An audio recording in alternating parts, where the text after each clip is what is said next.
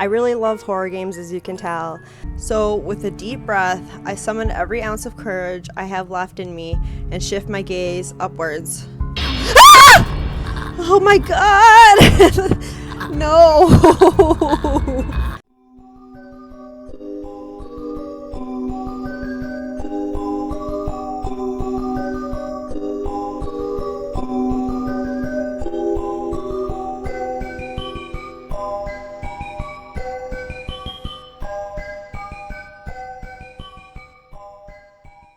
Hey guys, it's Katie and welcome to BlackHeart Gaming channel. Today I'm going to be playing a new game and it's called The Letter. I really love horror games, as you can tell. Some of my friends told me that this game is very good. They said that the graphics are good, that it has a great storyline, and that there's even voice acting. And I looked on Steam and the reviews for it is very positive. So let me just read you a brief summary of what this game's about. When 7 people fall prey to a vicious curse, they will discover that horror rests not from the shadows lurking about, but within themselves. To what ends will one go in order to survive? Ooh, it sounds interesting. Alright, let's get started. Oh, and happy Memorial Day. I hope you guys are having a great day. New game. Oh shit. God damn it, that was really loud. It's already scaring me. Whew. Prologue. The Ermengarde Mansion. It was built for Lord William and Lady Elizabeth Ermengarde of Luxbourne, humble ambassadors of peace and beloved by their people. Both were well known for their compassion and generosity, never failing to extend a helping hand to anyone in need. Under their influence and wealth, what was once a small sleepy village grew into a prosperous and bustling town. However, the seasons of joy eventually ended when the good nobles perished at the hands of a great plague. Their riches and legacy were henceforth passed on to their only child, Lady Charlotte Ermengarde. The mansion has stood since the 1620s, a witness to a very long history of joy and pain. After Lady Charlotte committed suicide, the great house was eventually left uninhabited. And that is when it began. Surrounding villagers spoke of seeing and hearing unearthly things, of cries and howls that filled the nights, and hearsay of a mysterious woman roaming the hallowed halls aimlessly. People who dared enter its walls were simply never heard from again. Even after 400 years, these stories remain, much like the house itself. Whispers about the once great house, its legend and its curse, still fall upon the villagers' ears. In spite of this, the current owners are convinced that these stories are nothing more than a hoax. With little regard for the truth, they had Briar Reality Corporation place the property back on sale. Like Pandora's box, the secrets that lie inside await to be discovered by brave souls. No matter what happens, take care not to be consumed by the curse. Good luck. Oh, Isabella. Whoa. God dang, I'm like so... Hello? Isabella? Are you there? Where are you? I'm like jumping at every sound, man. Already. It hasn't even begun. Oh, what is all this? Backlog. Save. Load. Journal. What's this? Profiles. New. Oh, okay. Isabella. This must be one. These must be all of our characters. Alright. Maria Isabella Grace Cruz Santos. Birth date is May 28th. She's a Gemini and she's 26 years old. Height 5'2", 158 centimeters. Occupation is estate agent. Nationality, she's Filipino. Religion, Roman Catholic. Education, fine arts undergraduate. Like cinnamon rolls, dogs, food, police procedural dramas, and teleseries, comedies, and karaoke. She is the third child among 7, daughter of a laundrywoman and a jeepney driver. She went to a public school and was an average student, but took to art easily. Eventually, she pursued a degree in fine arts, as encouraged by her father. However, when the man was diagnosed with a terminal illness, she had to stop studying to make money. It was Isabella's aunt who helped her get work overseas in order to earn more money than any local job could get her. Rose Cooper became her mentor as soon as she started as an agent at BRC. It's been 5 years since she met her neighbor, Rebecca. She met Ashton during an unfortunate incident involving her first sale at Devlin Court, and later Zachary through him. Okay, what's this, timeline? It must need to be like filled in once certain things happen. I'm not sure. Okay. A familiar jittery voice comes from the other end. Oh, hey Rose. I'm at St. Goretti High. What's the matter? Dude, this is so cool. You can even see like the birds moving outside the window. It's so cool. This is awesome. I love it. What do you mean, what's the matter? It's the mansion, silly. I'm here and you're late. Jeez, we're on shift together. You promised. Dude, I'm gonna love this game. I can already tell. Oh, and I wanted to say that my friends also told me that there are several different endings for this game, and I plan to do all of them. So stick around if you want to see it. Oh my god, please don't tell me you forgot. You were planning on leaving me to check this place out on my own, weren't you? You chickened out. Calm down. You know I take my promises seriously. I'd like to believe that. So hurry up and get here. And the music is awesome. I love it. I love musical, like, instrumental music. It's so good. This place is huge. A bit too quiet since no one's lived here since, like, forever, but beautiful nonetheless. Why are you so surprised? This isn't the first time you've been there. And look at the little drawings of the characters in the corner. That's so cute. I know. I just wish I could live in a place like this. It really takes my breath away. Yeah, well, I wouldn't be so sure about that. Not after the rumors that say it's haunted. Jeez, never mind those rumors. Ghosts aren't real after all. And even if they are, which they are not, they can't do anything. They're nothing but spirits. Yeah, but this is a horror game, so you shouldn't be saying that. You don't know that. They might be listening or watching right now, and they might not be happy with you enough to curse you. Oh my god, her face looks so scary right now. No offense, sweetie, but that's a bit of a stretch. Believe it or not, it's better to be careful. Right. You know, not every property we sell will end up with a dead body stuffed in a sofa. And I think that mansion is where we'll likely find another one. Another I one? can feel it. Ew. That was one time, Isabella. Loosen up. Yeah, loosen up. We just found a body one time, but, you know, just loosen up. It won't happen again. Wait, just get here ASAP, please. I'm getting bored being here on my own. Fine. Let me just finish up here. I'll be right there soon. Okay, see you. Bye. I love her accent. It's so cute. She hangs up before I can respond. Rose, still charming as ever. Who was that? Huh? Oh, hello. I look up from my phone to see Rebecca, Becca, giving me a questioning look. Dude, she's breathing! What the heck? That is such a cool little feature. Oh, that? It's just Rose. The one who trained you.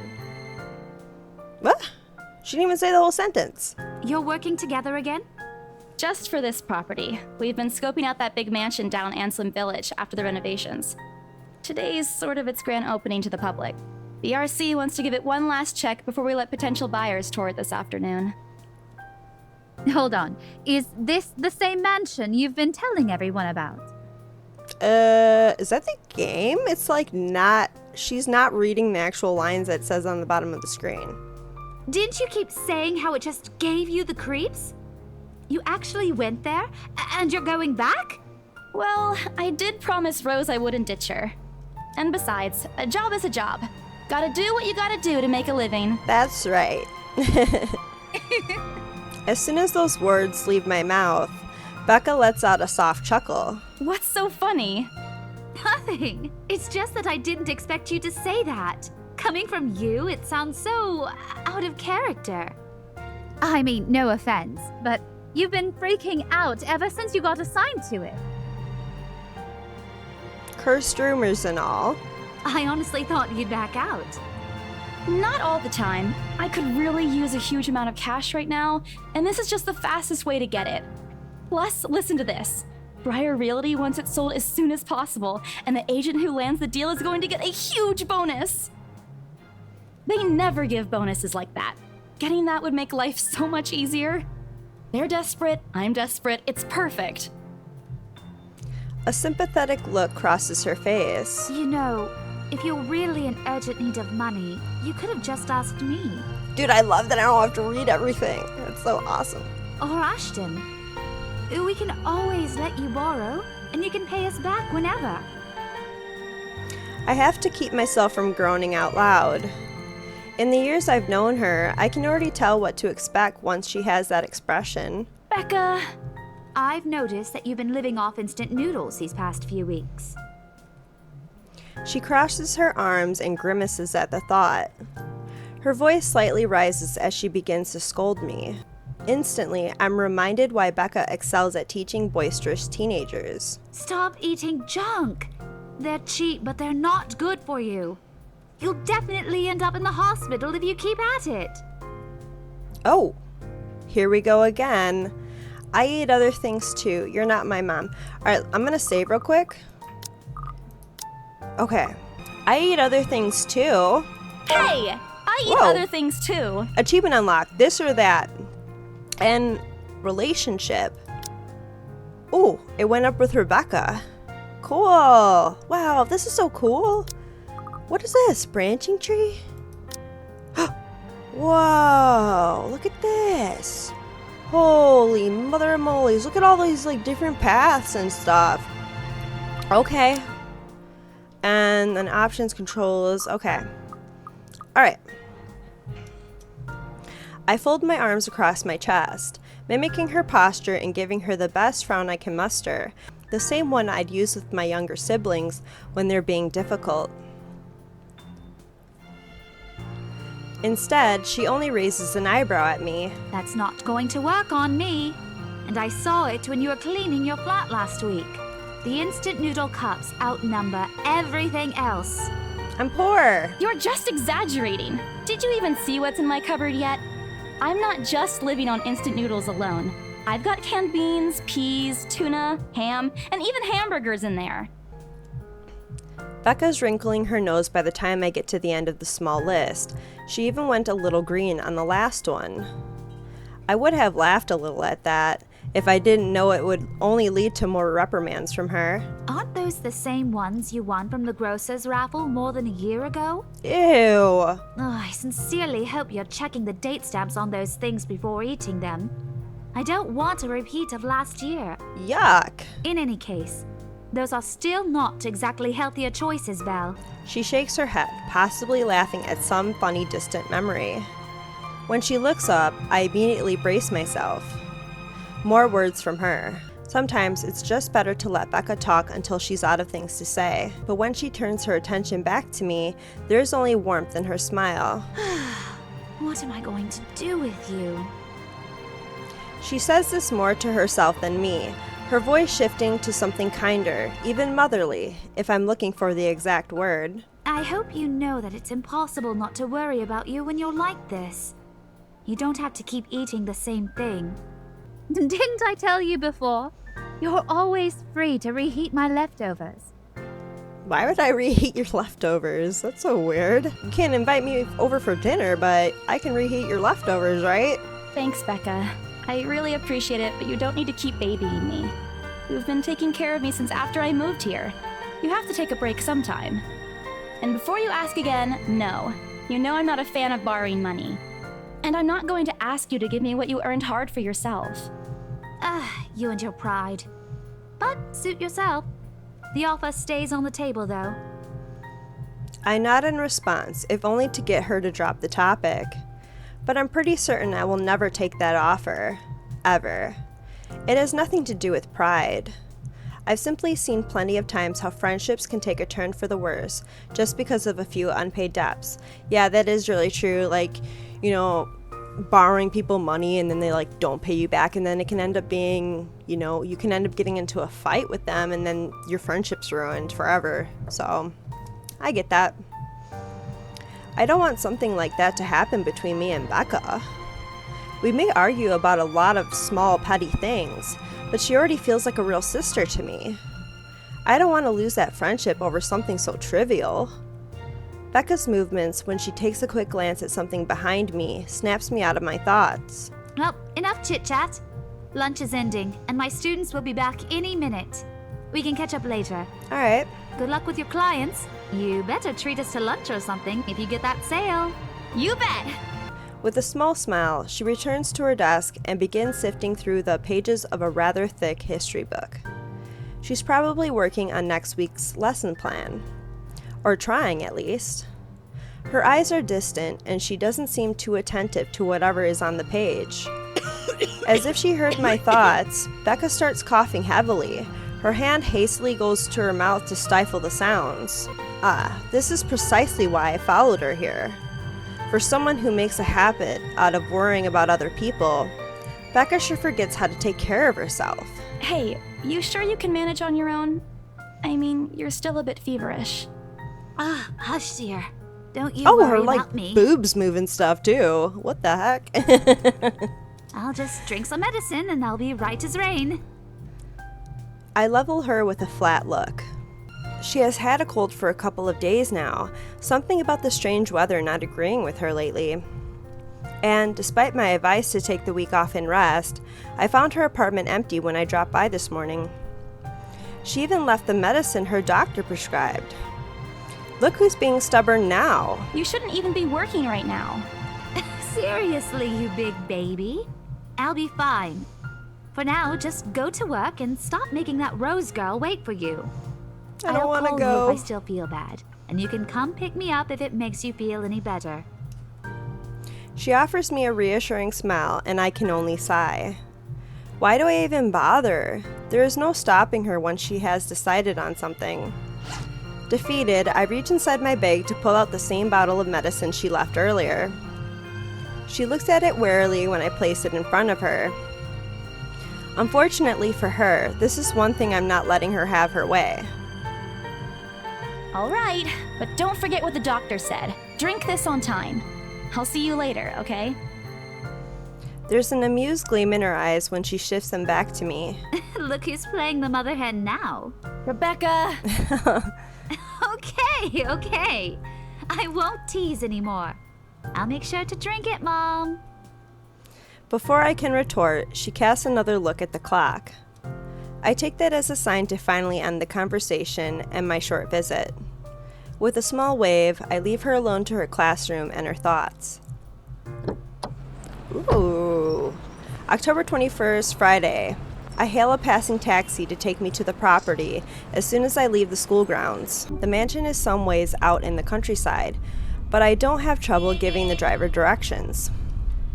Apparently, everyone in Luxborn City knows of it, including every bit of rumor surrounding the place. In fact, just the mention of its name is enough for locals to give you cautious sidelong glances.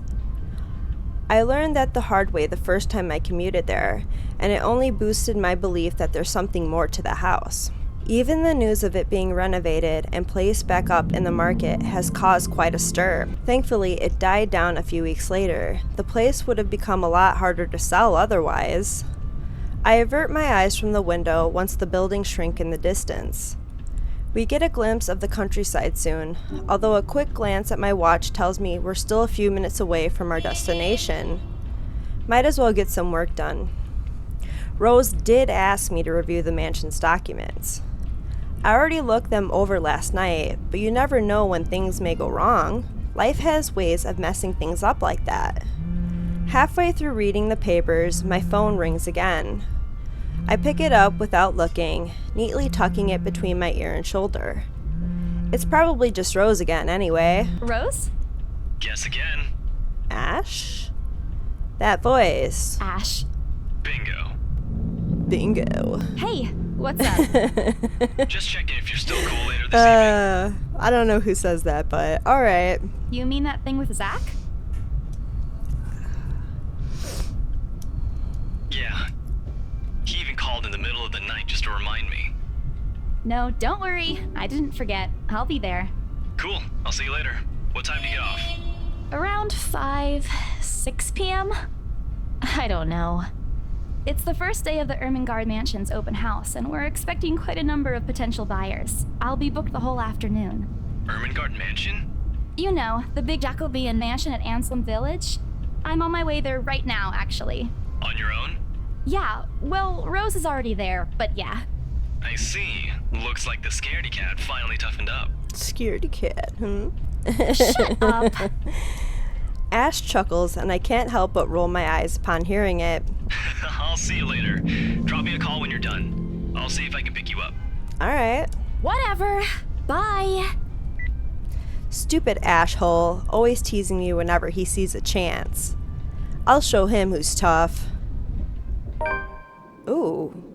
October 21st, Friday afternoon at the Ermengarde Mansion. Let's look at our journal real quick. Oh. The 21st. Before going to the Ermengarde Mansion, Isabella Santos dropped by St. Coretti High School to check on Rebecca Gales. The former reminded the latter to take her flu medicine before leaving.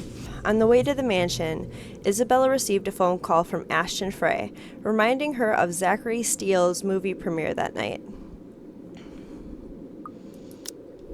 Okay. It takes a few more minutes until I finally reach the infamous mansion. Oh, it's so creepy looking. I have to admit, the entire property does look wonderful from the outside. Yet, despite all of this, it does nothing to hide that something is just wrong. The surrounding area is unusually silent, and only the rustling of the leaves can be heard as the occasional breeze passes. While Anselm Village is just a few miles away, everybody keeps their distance on purpose. Perhaps out of fear, the horror of falling under the mansion's curse. Somehow, it makes me feel sad. The lack of immediate human presence just makes this place all the more eerie than it has any right to be. If it's uncanny and broad daylight, I can't imagine how this place looks at night. Are you planning to go inside that place, Missy? I love the accents in this game. The voice nearly makes me jump out of my skin. Without completely taking my eyes away from the house, I give the driver a confused nod. A beat passes while I wait for him to say more, but his only answer is a non-committal hum. Belatedly, it occurs to me that he must have been waiting for my payment. I mentally slap myself for spacing out and promptly hand him the fare with an apologetic look. I expected him to leave as soon as I paid, but there's a hesitant expression on him, as if something hasn't been said yet.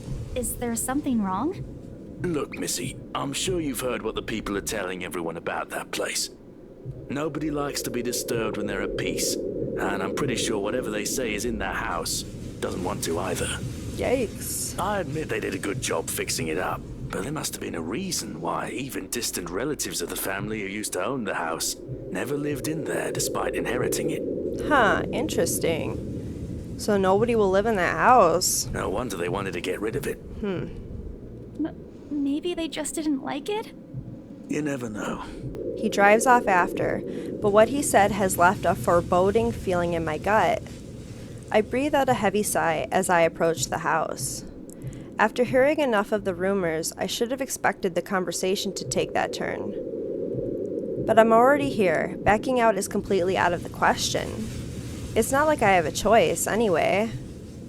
If I want to get that bonus and commission, one way or another, I've got to sell this property. The door is ajar when I get to it. However, while my own copy of the keys dang uselessly in my hand, Rose must have left it open when she arrived. That's weird. We may be the only people here this early, but I've never known her as someone careless.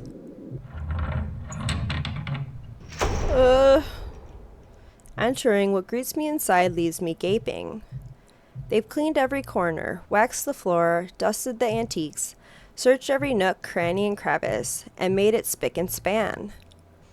All for the sake of making the mansion more enticing to the modern-day lords and ladies. Oh, I need to breathe. I'm getting so nervous. Okay. But no matter how hard they try, the mansion still looks as soulless as ever. As though it's going to eat you alive. If you ask me, they should have just listened to what other people have been telling them and leave this place alone. Some things in this world are better left alone, never to be disturbed ever again. Rose? Oh my god, my heart's thumping. I'm having an anxiety attack here. I call out. Rose, I'm here. Where are you? Rose?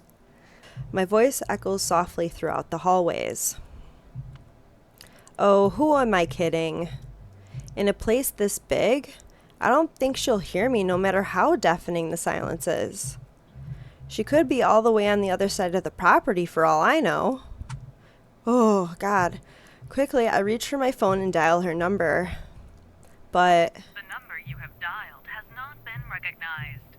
Please check and try again. What do you mean has not been recognized? We were just talking a while ago.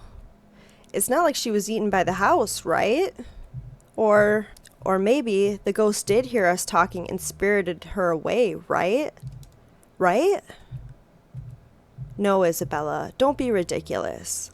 She probably just wandered deeper into the house and lost signal or something.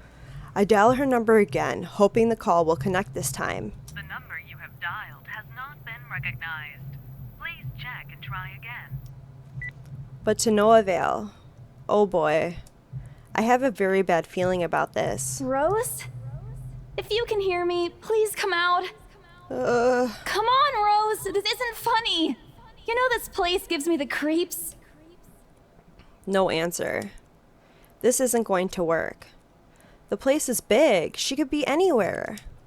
I need to start looking for her. I take a deep breath before venturing deeper into the mansion. Why don't you just, wait for her outside? That's what I would do. I'd be like, I wasn't sure, so I just kind of waited out here, What was that? What was that? Did something flash in front of the screen or something? Taking a couple steps forward, I notice something move above the grand staircase.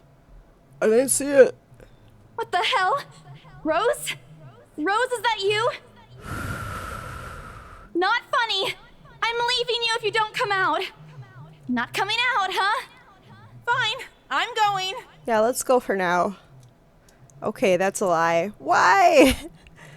She's my friend. I can't really leave until I know she's all right. Growing desperate, I try to contact her number again. Come on, please give me something. Please, Lord? Yes, finally.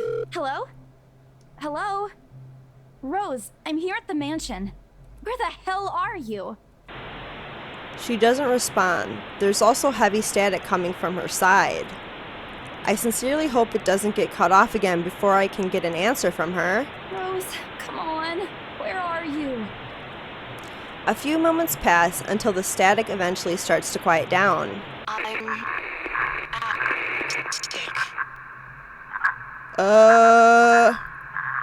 Rose? What?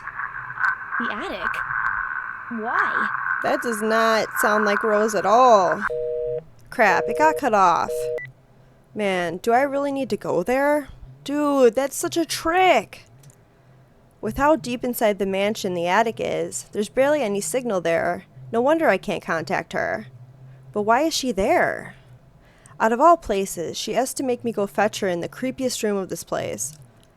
Is she doing this to get back at me for being late? Whatever, I'll just go.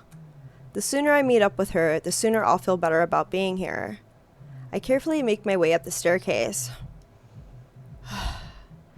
My legs wobble as I mentally curse the fact that I've chosen real estate instead of picking a career that doesn't involve strange, abandoned houses. Upon reaching the top, the grand hallway greets me. It branches out to the two major wings of the mansion, the east and west wing. There are two attics here, one on each side. But the east one has been converted to a storage room of sorts, and somehow I find it least likely for Rose to wander there by herself. Besides, she never did like going into stuffy storage rooms, so I head towards the west wing first, where a simple wooden door at the end of the hall opens to a small room. Inside is another set of steps leading to the second attic. Unlike the grand staircase, though, the stairs to the attic are steep and narrow, made of old stones and covered with a thick coating of dust that kicks up into the air with every step. Thank God it's still daytime. If it wasn't for the light streaming through the door behind me, I might easily stumble and fall. With how old the place is, there are no light fixtures to illuminate the cramped passage up. Why they didn't bother to add one here when they renovated it escapes me. Sheesh, they did it with the rest of the house. A small bedroom welcomes me at the end. It looks exactly as it did since the last time I've been here, full of dust, worn out and faded by time. Odd, I thought they cleaned everything. Did the crew miss this room? Cleanliness is the least of my concerns right now. The more pressing matter is Rose. She's not here. Was I dreaming when I talked to her a while ago? Did I mishear her? No, it could have been a dream. After all, the creepy ambience of this estate is doing such a remarkable job of making sure I stay alert and awake. And I'm sure she said she's here. Is this a prank? Or maybe that phone call was Rose's last message to me before the curse got to her. Shut up, brain. You are not helping. Don't make this scarier than it already is. But if she's not here, then where is she? Shit, man, what the fuck? Jesus Christ. What the hell was that? That's it. I can't do this anymore. I'm leaving. We must have angered the spirits living here. I knew disturbing this mansion was a bad idea right from the very start. But nobody listened. Be fucking realistic, they said. They think I'm cuckoo because I believe in curses and ghosts and all that. Me and my outlandish backwater country beliefs. I've always strived to be a model employee, but not this time, no. I'm turning back for the sake of my sanity. Briar Reality can find another agent who is more fucking realistic to tour people around this haunted house. Before leaving, I take one last look at the gloomy old room. Just to check. Huh? What's this? My worries about Rose's whereabouts must have caused me to miss it when I first entered the room, but there's clearly something on the floor. It looks like A letter? lying on the ground just a couple inches away from my feet. Out of sheer curiosity, I lean down to pick it up. Strange. I don't recall seeing this the last time I was here. A few days back, me and a few other agents inspected the mansion to prepare for today. I had been the last to look inside the attic and leave, and this certainly hadn't been here before. Someone must have left it in this room since then. Did Rose leave this for me? Was she here a while ago? I couldn't have missed her though, could I? There's only one set of stairs leading to the attic. The letter isn't exactly in pristine condition. In fact, it looks rather ancient. The paper is so thin and rough. I'm worried it'll fall apart if I so much as touch it. But with great care, I open it, and what I read shakes me to my core. Oh, achievement unlocked. Pass it on. Oh my god. Nothing but the words "help me" fills the page, all of it seemingly written within a crimson-shaded pen. Or blood. I gulp. The same phrase just goes on until... Huh? What the heck? Send this to 5 people or else. Send this to 5 people or else. Or else what? Or else what? As quickly as I can, I scan the back of the paper and peek into the envelope to make sure I'm not missing out on the second page. But there's nothing. No. Oh, please, no. Jesus, her face is so scary right now. My hands tremble as dread creeps over me. The room is suddenly getting colder. I need to get out of here. Folding the paper in half, the sight that greets me next has me frozen on the spot. What is it? Ah! Oh my god. Jesus, creepy feet. Folding the paper in half, the sight that greets me next has me frozen on the spot. A pair of blood-soaked feet enters my field of vision, covered in gaping wounds, with skin eaten away to reveal flesh, bone, and all manner of things one isn't meant to see. It's too much. All of it is too much. I want to cry, call for help, but the words catch in my throat. Even my feet won't move, completely paralyzed out of terror. Lord, please help me. Oh, what do I do? Let's save. Okay, let's be brave and look up. Ah! I need to face it. Whatever these feet belong to, I need to face it. And if I'm going to die, if they're going to kill me, at least I'll know what my killer looks like. Oh my god, this game. I feel like I have to breathe so deeply. A cold comfort. So, with a deep breath, I summon every ounce of courage I have left in me and shift my gaze upwards. Ah! Oh my god! No!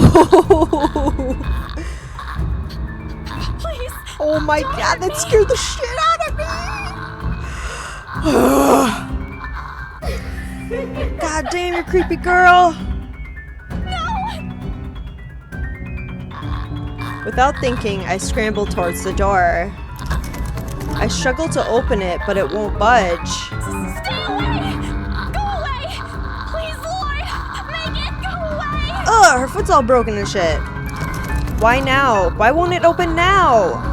My heart sinks as reality dawns in. I'm locked in with that thing. Let me out! Let me out! Lord, please, let me out! Did I already get her killed? It slowly approaches me as I wrench the doorknob violently back and forth. Oh, shit! Oh my god! Oh my god, go a little faster! Achievement unlocked. Grasp the nettle. Can't stop, won't stop. Whew. Oh my god, I need a minute. Oh my god. Yes. Oh my god. I don't know if I can do this game. The door finally swings open and I couldn't have been happier. Wasting no time, I leap out of the door and don't look back. My feet pound against the floor in rhythm with the loud, fasting beating of my heart. By the time I run past the hallway and find myself atop the grand staircase, my chest feels so tight like it's going to burst. But that's nothing compared to the feeling of hope the sight of the exit gives me. Racing down the stairs, a breathy laugh escapes me and... my shoe slips and I find myself falling. Ah, Jesus! Until my back hits the ground and pain racks my body. My head grows fuzzy and my vision dims as I fight to stay conscious. No. Go away.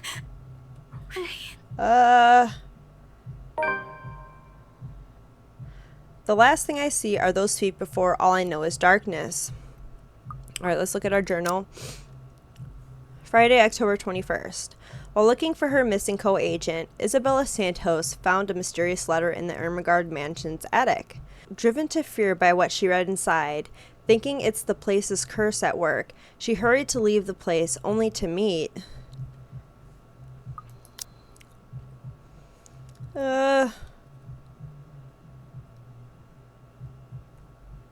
What's happening? Hello? Oh, I had to press enter again. I'm like,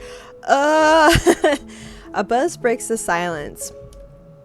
I start to arouse, pulled into consciousness against my own will. I've never felt this tired before. I just want to sleep, but the insistent buzzing, poking and prodding isn't letting me. My old mattress may not be the comfiest of places, but that doesn't make me any more eager to wake up. 5 more minutes, Becca. I swat away at what is nudging persistently at my side. Come on. Can I just get a few extra minutes of sleep today? I promise I'll work hard once I'm up. A hand lightly taps my cheek, and something cold is suddenly being pressed at the back of my head. The icy sensation slowly spreads throughout the area, giving me an uncomfortable feeling. Isabella? Gosh, can you hear me? Isabella? Mansion foyer. The fog immediately lifts from my mind the moment I recognize the voice and my eyes snap open. There, looking down at me, is Rose. Who is this other lady? Another woman loiters beside her, but my attention is too focused on my co-agent to even ask why there's someone else with her. Rose's posture just screams worry, although she's keeping a straight face, or trying at least. I can't help but feel bad for making her fret. A wave of dizziness washes over me as soon as I try to get up, forcing me to lie back down again. Luckily, the feeling subsides after a few seconds, until only a mild throbbing somewhere at the back of my head remains. With a little assistance from Rose, I push myself upright. She hands me an ice pack and gestures for me to press it where I suspect a small bump has already formed, if the light ache in the area indicates anything. All right, Isabella, where are we? The Ermengarde Mansion. Why? Ow, my head. And the date today? October 21st? Rose. Last one. Can you count to 15 in reverse order? 15, 14, 13, 12-teen? No, 12-teen. that's wrong. Why are we doing this? She's just checking if your injury is in any way serious. This time, I curiously regard the woman standing beside Rose. It's impossible to overlook her. What with the way she towers over us? And here I thought Rose is already tall. Who is she anyway? One of the remaining cleaning crews? But with how primly dressed she is, I don't think anyone would want to clean in a suit, an expensive suit at that. The gloves alone must have already cost a fortune. Her eyes slowly shift between me and Rose, considering us with an almost unreadable expression, before finally fixing a sharp gaze on me. I can't help but fold my arms protectively over myself as she does so. She may be far from a cleaning crew, but she certainly looks like our supervisor during evaluation. Just do it, please. I eye them both warily, but recite everything as she has asked.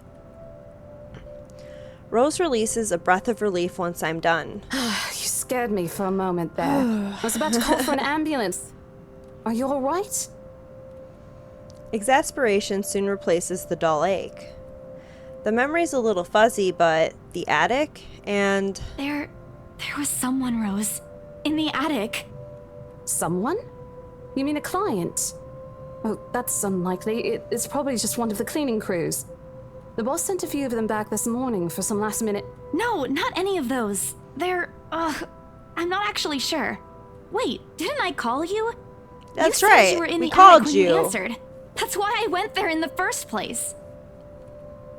Both Rose and the lady look at me like I've just grown another head. Did I say something weird? Rose quickly casts an apologetic smile at the woman before the awkward silence stretches on further. It's her saleswoman smile, the same one she taught me back when I was still her trainee. I should show this to troublesome clients or just to avoid trouble in general, she advised. It's also the same one she gives me when I've done something particularly absurd that may cause us to lose a potential sale. Her eyes are serious when she turns back to me. She takes both of my shoulders, gently squeezes it, and with as much patience as she can muster. As much as I'd love to have gotten at least a heads up of your arrival, I didn't really get a call from you.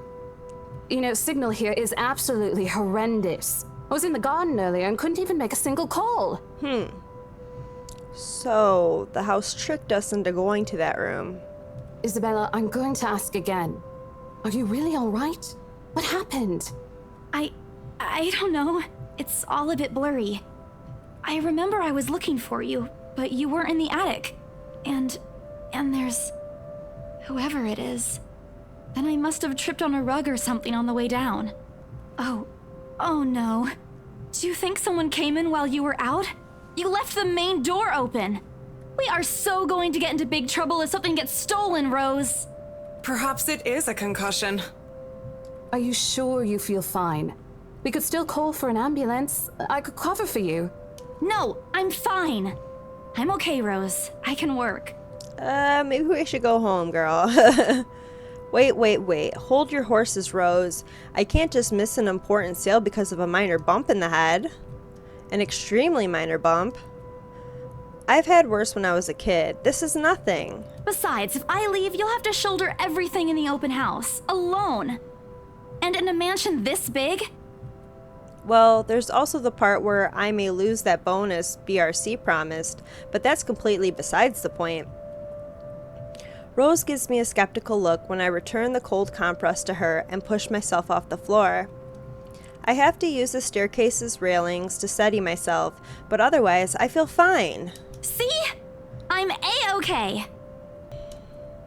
The two of them exchange a worried glance, and Rose assumes a contemplative look. I bite my lower lip in anticipation. If she says no... All right, you in. A smile threatens to slip out from me. If I see that you aren't feeling well, I'm taking you personally to the nearest clinic to have you checked. Clear? Clear as day, ma'am. Thanks, Rose. You insisted. But remember what I said. First sign of you looking not okay, and we're off. No questions asked. It's just a small bump. Don't worry. You shouldn't downplay these kinds of things. It could be a serious injury for all we know. Suddenly, a small cough sounds against the walls of the foyer, interrupting our banter. The woman is looking expectantly at the two of us, her stare making me shrink back a little on myself. She isn't really intimidating. Well, she is. But not in the scary negative way. Far from it, actually. Her demeanor simply commands an air of sophistication and respect. In a different world, a younger me would have probably wished to be like her. At our lack of response, she coughs again, lifting a well-trimmed eyebrow at me in question. Words get caught in my throat at the sight of it, and Rose, as usual, is swift to catch my blunders. My sincerest apologies, Miss McCollough. Marianne McCollough. McCollough. She hands Rose her business card. Marianne McCollough. Tralee Rose Designs. Interior designer Mick McCullough at xmail.com. 445387071836. The words interior designer catches my eyes before my partner flips it over. Oh, probably someone interested in the mansion for its 17th century influences then. I won't hold it against her though. Despite the hearsays and remaining uninhabited for years, the mansion's original fittings and furniture have been kept completely intact and restored to pristine condition. I suppose some people find that trip to the past feeling appealing. After all, with what it offers, this place could also be a haven for people looking to live somewhere with a classic historical charm. Miss McCullough, I'm Rose Cooper, and this is my partner, Isabella Santos. We're just ironing out a few things, but we'll be starting the tour soon enough. In the meantime, we've prepared some refreshments for you in the parlor while you're waiting. If you could please... Thanks. There's no need for it, though. I just dropped by for a quick survey of the place. I thought I should check the estate before I meet with the homeowners. The homeowners? Rose's confusion is impossible to miss when she glances at me, and I return it with an equally perplexed look. And against my better judgment, I blurt out the first question that comes to mind. I'm sorry. Homeowners? I should have kept my mouth shut. A flash of irritation crosses her face, but it instantly disappears under a mask of professional detachment. Yes, Hannah Wright? She hired me to handle the interior design for their new home. This is the Ermengarde Mansion, right? It is, but...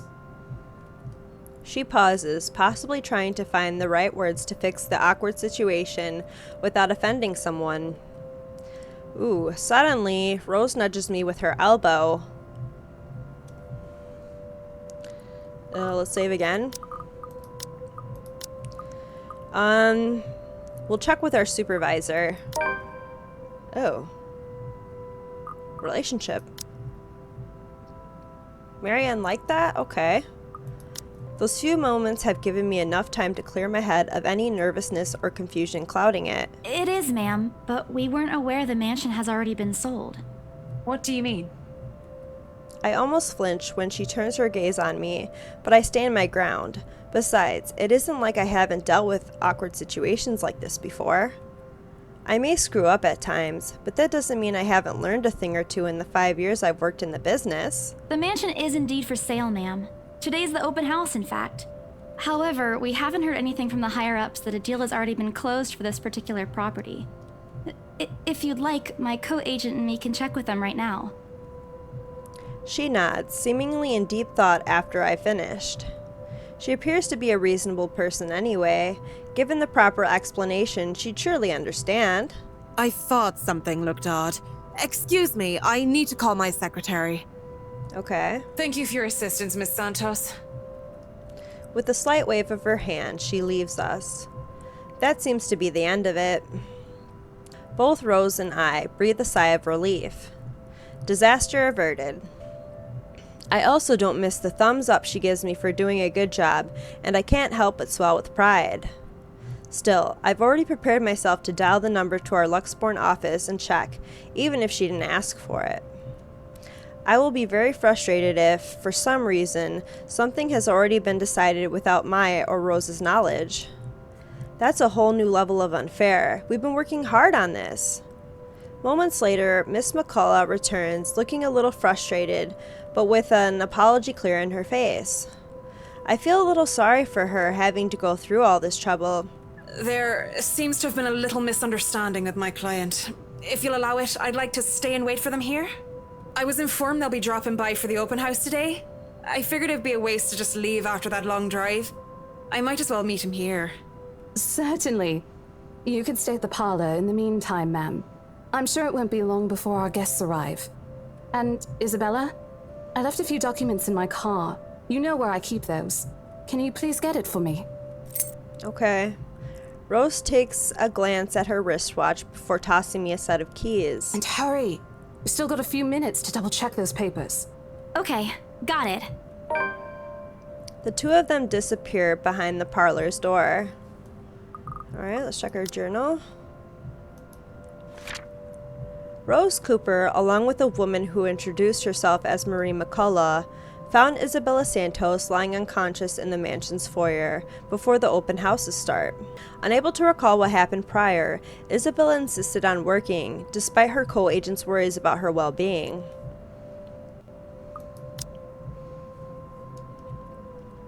Their departure brings with it a stillness to keep me company, neither welcoming nor comforting. Alone, like this, it's impossible not to think of what really happened. I wish the memory isn't as elusive as it normally is. Then again, Rose already said she didn't receive any call from me. Was it just paranoia? A temporary lapse after having heard all those tales about this place? Probably. I want to think of it as such. Better to think of it as such so I can work in peace. Except a small part of my mind begs to differ, and if I'm going to be completely honest with myself, I want nothing more than to leave this place as soon as possible. I don't know what's in this house, and I don't want to know. The keys Rose have just handed me dig into my palm, its jagged edges creating shallow ridges on my skin from how hard I'm clutching it. It's a reminder of what I still need to do and why I've taken this job in the first place. Hugging my blazer closer to my body, I exit the house to get what Rose has asked of me. Just a few more hours, Isabella. Sell the house, get the money. Ah! God damn it! Jeez! A flock of people have already gathered in the mansion's front yard by the time we officially open the doors. I'm not sure whether I should feel baffled or underdressed standing in their presence. Men and women of wealth and status, all dressed to the nines in fancy suits and lovely dresses of varying colors, compose the medium-sized crowd. Their necks, arms, and fingers are adorned with silver and gold, glinting in the afternoon sun. Some have ridiculously fancy feathered hats on their heads. I really hope there aren't any magpies living nearby like in the stories. Those birds would have a field day in this. They are murmuring amongst themselves, looking at the estate's facade appraisingly, with some arguing about whose mansion has the superior architecture. But most of it stops as Rose calls for their attention. They don't look too pleased at being ordered around, but what can they do about it? Ladies and gentlemen, I'm Rose Cooper, and this is my partner, Isabella Santos. We'll be taking a tour of the mansion in 2 groups. Please make sure you filled up our sign-in forms before joining a specific group. Those who want to look around the first floor, please follow my partner. I'll be guiding the ones who wish to see the ground floor. Hearing this, a few wandered to me. They are mostly old ladies who seem daunted at the idea of climbing all those stairs. Miss McCollough also joins our group, but what really catches my eye is the elegantly dressed pair she approaches. It's so nice to finally meet you! When Chief Inspector Lee mentioned that a famous interior designer is in town, I knew I had to get you! Your confidence in my skills is very flattering, ma'am. I'm sure you won't disappoint, Marianne. Oh, you know each other? Not at all, ma'am. You mentioned something about a Marianne on our way here, darling? Oh, yes, I think I did. Ah, they must be the clients she was talking about. I might have seen their faces somewhere before, some magazine or the television. I can't quite remember. But then again, most of our guests have likely ended up on the news one way or the other. I won't be surprised if these 2 already have. For people who are popular, though, they aren't dressed as loudly as the others, and in their simplicity, the couple stands out. The woman in particular is stunning enough to turn the heads of most people in my group, especially the men with wandering eyes. The guy standing beside her doesn't seem to mind, though. And if I'm going to be a bit bolder with my assumptions, I'd say he's basking in the attention. Both of them, in fact. I think they are brother and sister if it wasn't for their public display of affection. The matching rings on their finger just cement the fact that they are indeed a couple. My only sunshine. Oh, that's cute. Whatever, couple or not, what's important is we get this deal closed before the current owners can even think of canceling the listing. I just hope one of the people in my or Rose's group is brave and generous enough to buy this mansion.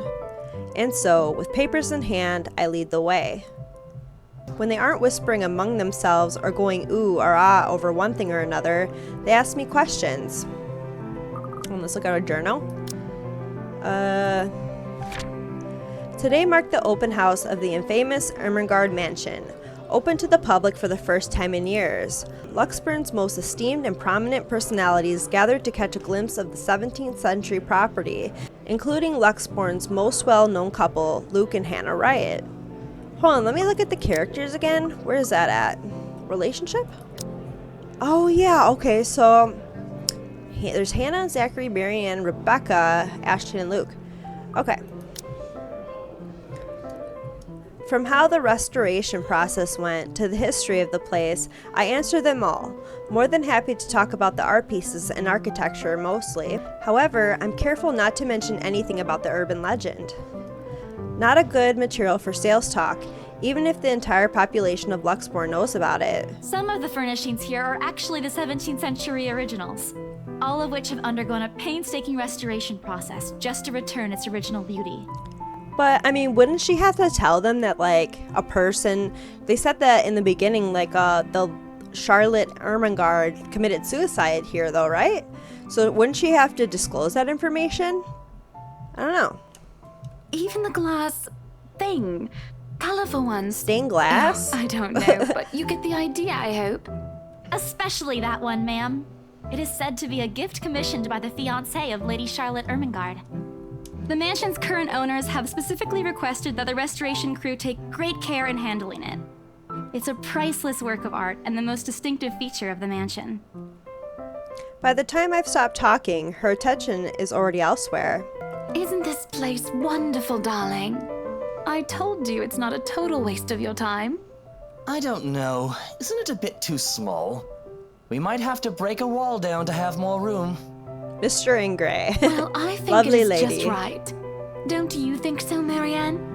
It is splendid, ma'am. Wait, story updated. Hold on 1 second. Oh, what's happening? All right, right there. Okay. But isn't it a little too early to make plans when no deal has been signed yet? Never mind that.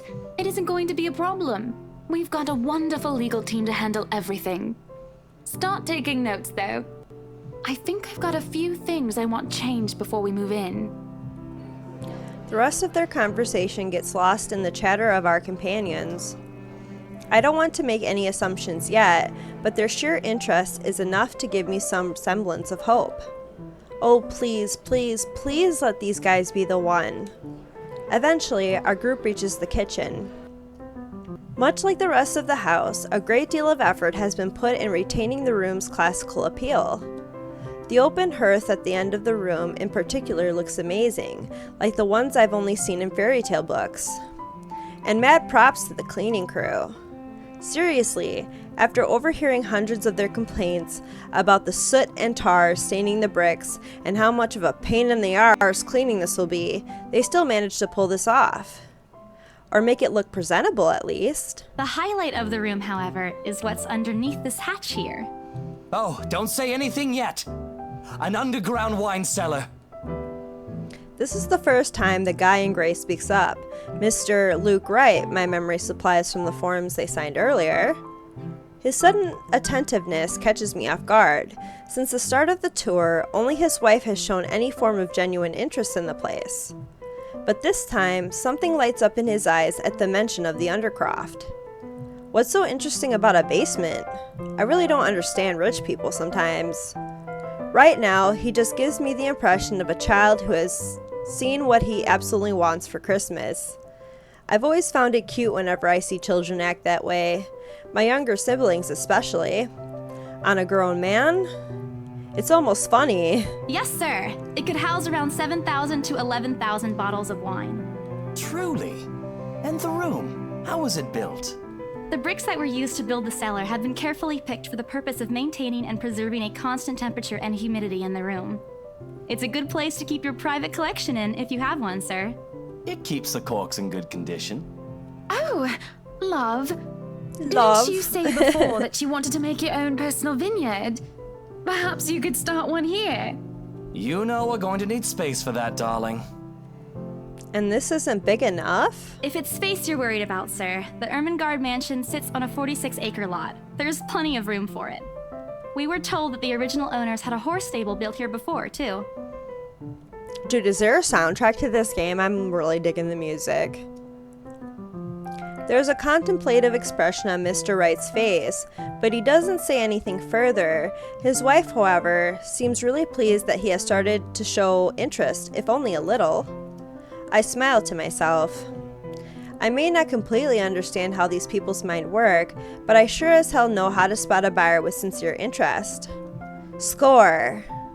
I can't wait to tell Rose. The rest of the tour goes by without a hitch. After more than a half an hour, we're able to cover almost every room in the ground floor and are heading to the parlor.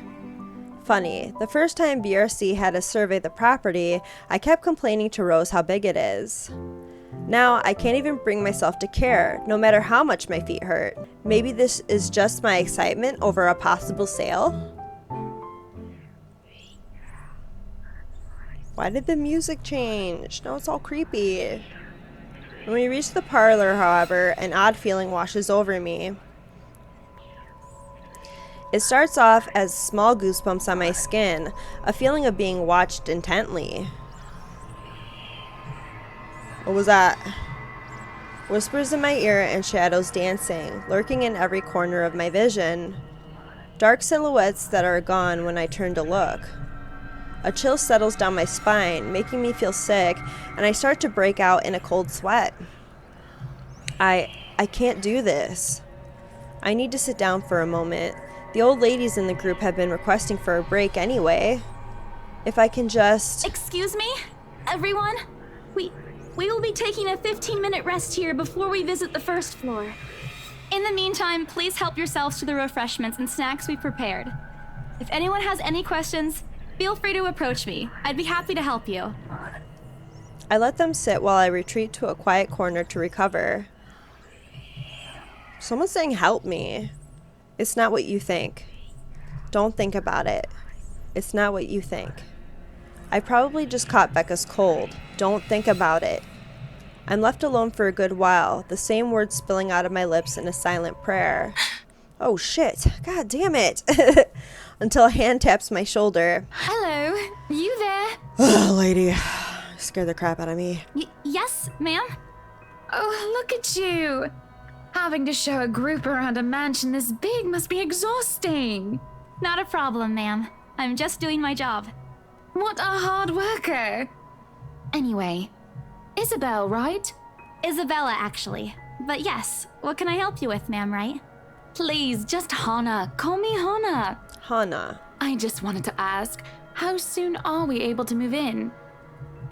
My brain completely stops. The sick feeling plaguing me is suddenly gone, replaced by utter bewilderment. Is this a joke? She looks at me expectantly as I struggle to come up with an answer. Wait, ma'am, you see, but we haven't even negotiated a price yet, ma'am. We haven't even finished touring the rest of the mansion. A sale would be great and all, but... She stops me from speaking any further and puts a hand on my shoulder.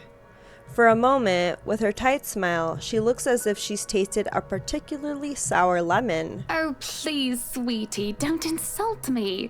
Money is not a problem. I'm not insulting you, I'm just worried because there's a freaking ghost lady here and she chased after me and I'm just looking out for you. And just between you and me, this place is better off with us than with some old lady who'll probably just fill it up with cats. I personally don't think there's anything wrong with having cats here, ma'am Hannah. I'm sure there's more than enough space here if you want pets. Perhaps I'm still not feeling well, but really, what's wrong with cats? More importantly, why is she talking about moving in already? Well, I'm more of a dog person. But you see, this is going to be a gift to my darling. It's going to be our anniversary soon. And it would be so wonderful if you can secure its purchase for us. Why, I can even offer something extra if you help us out with the paperwork. We actually have a process for this, ma'am. I don't really think that would be necessary or appropriate. And just what are you two lovely ladies talking about here? Leaving me and our lovely interior designer to talk here by ourselves. What would the people think, darling? Oh, it's just small talk, love. I was asking if she could help me with the paperwork. I try not to wince when her nails dig into my shoulder. Why is she doing that? Oh. I can't help but send an imploring look at Miss McCollough, who only gives an apologetic smile and a shrug. Yeah, I can give you a fact sheet and a form to fill out. She wastes no time in taking the papers from my hand and shuffles through the bunch. Oh man, Rose is going to be so angry at me for letting her do that. Wonderful. And Marianne, I'd really love to talk to you about those changes. You took some notes earlier, yes? I did, Mom. But I really hope that this time... Excellent. Hopefully you can help us out too, Isabel. Isabella. Right. It's a lovely name, Isabel. Get my name right, girl. Jeez. It's Isabella. Yes, that's great. We'll be more than happy to put in a good word to your superiors too, and... What's this? What? Achievement unlocked. D-list horror prop. Dude, I gave them the letter. A look of confusion and disgust appears on her face. Turning to her husband, he merely shrugs in reply. That's, an interesting work of art. Not to my taste, though. I'm sorry. Her face looks creepy as hell. Darling, Buttercup, art is a complete overstatement for this garbage. It looks like a cheap prop from a D-list horror film. Shush, love. Let the girl do what she pleases with, what do they call this? Oh, forget about it. At the very least, it's not as dreadful as the one art exhibit I was forced to attend last month. You should have seen it, Marianne. Even you would have been appalled. but I'm sure you'll know what to do with our walls once we get started. I highly doubt it is as bad as you say, ma'am. Nevertheless, you can be assured that my team will only pick whatever suits your tastes. Nothing of this chain letter sort, of course. It has to always work with a palette. I'm quite sure chain letters these days don't come in this form. It's my turn to be puzzled. What do they mean? Rose and I double-checked everything. Are the papers I handed not enough? I want to ask what I did wrong. I don't want to mess this up. But with the way Ma'am Hannah's leading the conversation, I'm afraid that's exactly what will happen if I do interrupt her. That's good to hear. See, darling, isn't she an absolute delight to work with? I can't wait to see how this place will look when she's done with it. Oh, you don't have to tell me that, Buttercup. So creepy. Creepy music. A smile is back on her face when she turns to me and hands me a strange piece of paper. I would still put it away if I were you, though. Otherwise, people might get the wrong impression. Anyway, as I was saying... I don't hear the rest of what she says after that. I can only stare down at the paper, at the letter in my hands. The sides crinkle in my grip and my breathing grows labored. Dread quickly fills my mind. Isabella? Isabella? Are you all right? You're looking pale. I didn't even notice when Rose's group joined us in the parlor. I want nothing more than to say, no, I'm not all right. I want to leave this place. Because I remember everything as clear as day. This letter and that woman in the attic. It's real. The letter. I'm sorry, I didn't know. Careless. I've been so careless. How do I even tell them that without looking like I've gone mad? Should I even tell them? Ooh. Let's save.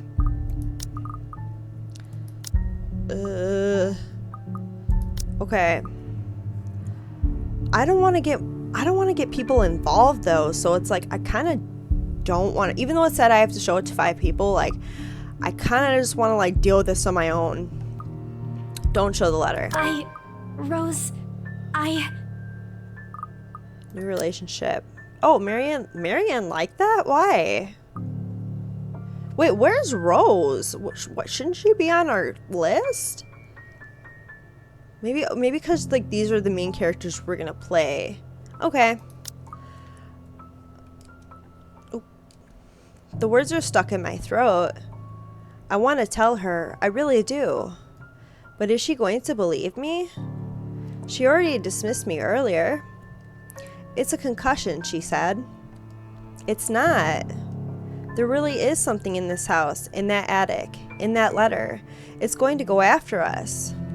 Please, believe me. Dear me, is Isabella all right? Ma'am Hannah's voice breaks through the haze, beginning to cloud my mind. Rose is looking down on me, worry etched on her features. I didn't even notice when she removed the wrinkled paper from my hands and pushed me down to sit on a nearby chair. From the edge of my vision, I can also make out Miss McCollough asking a passing food server for a glass of water. Through it all, Mr. Wright stands in the sidelines. Although curious, he appears more inclined to watch the scene than help. They are all as likely to believe me as Rose does. To everyone, whatever's in this house is just a hoax, a cautionary tale for children. Isabella, do you need me to call that ambulance? She offers me a drink, but I push it away. I need to get out of here before I cause an even bigger commotion, clear my head, take a breath of fresh air. Anything to take my mind off things. No one is going to believe me anyway. No, I'm just feeling a bit out of it. Excuse me, I'll be back. I just need to catch my breath. Bowing my head, I mutter a quick apology and gather my stuff to make a quick exit. It doesn't matter if this place is haunted or not. I've caused trouble, and Rose can be quite unforgiving of behavior like this. I'm almost at the door when she catches up to me. Isabella, wait!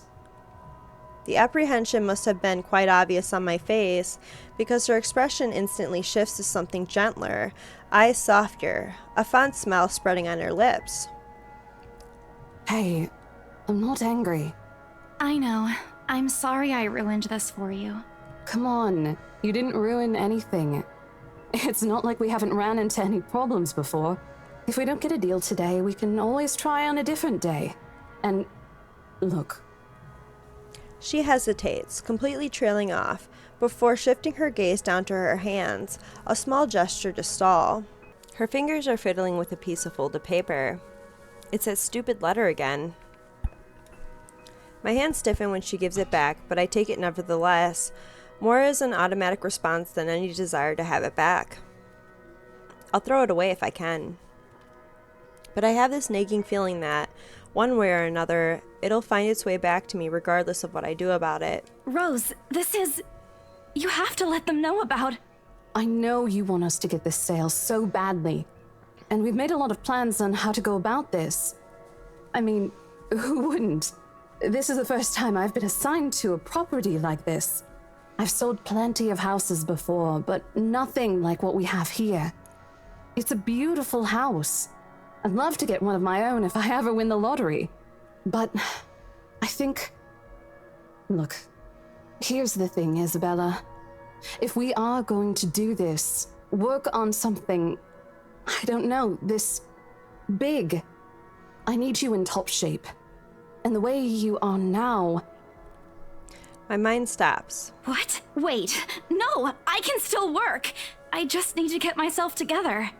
That's what you said earlier. I let it go because I thought, hey, it's your own body and you should know more than anyone how you feel. But after this, I really think you should take a break. You're kicking me out? No, I'm not. Look, all I'm asking is for you to take a seat somewhere I can see you, and let me handle this for now. You're clearly not yourself, and I honestly could use some time not worrying when you'll fall over or not. The day's not even over, and I'm already feeling the stress. Please, humor me just this once. She claps her hands together in front of her, eyes pleading for understanding. And I do understand. To some extent. That doesn't mean I'll feel any less awful. Whether at myself, at the unlucky turn the situation has taken, or for her, I don't really know. I promise I'll give you a full report of what happens after. I'll even let you take the lead tomorrow. Fine. Okay. I'll step aside for now. You're upset. A little, yeah, obviously. She's like, man. If it's any consolation, I won't tell the boss about today. You know how he is. Please don't. I don't want a repeat of the lecture I got during my first assignment. He called me a noob, and I don't even know what that means. You noob. At the memory, we both burst into helpless giggles, earning us strange looks from the guests milling about the door. Talking and laughing like this, it's easy to forget any mishaps that happened. Little things you learn to appreciate, I guess. So, are we good? I'm still not okay with it, but Rose has a point. It's better for me to step out of this one for now. I won't be able to help you anyways if I keep getting distracted like this. Maybe I'll just take a walk outside or something while I wait for you to wrap things up. Please, just stay put. I insist. I'm not an invalid, Rose. You clearly have not seen how you looked earlier. It's not that bad. Color hasn't even returned to your cheeks yet. Just stay here, all right? Don't even think of going anywhere. Let me finish what I'm doing here, and then I'll take you back to Luxembourg myself to have that minor bump checked.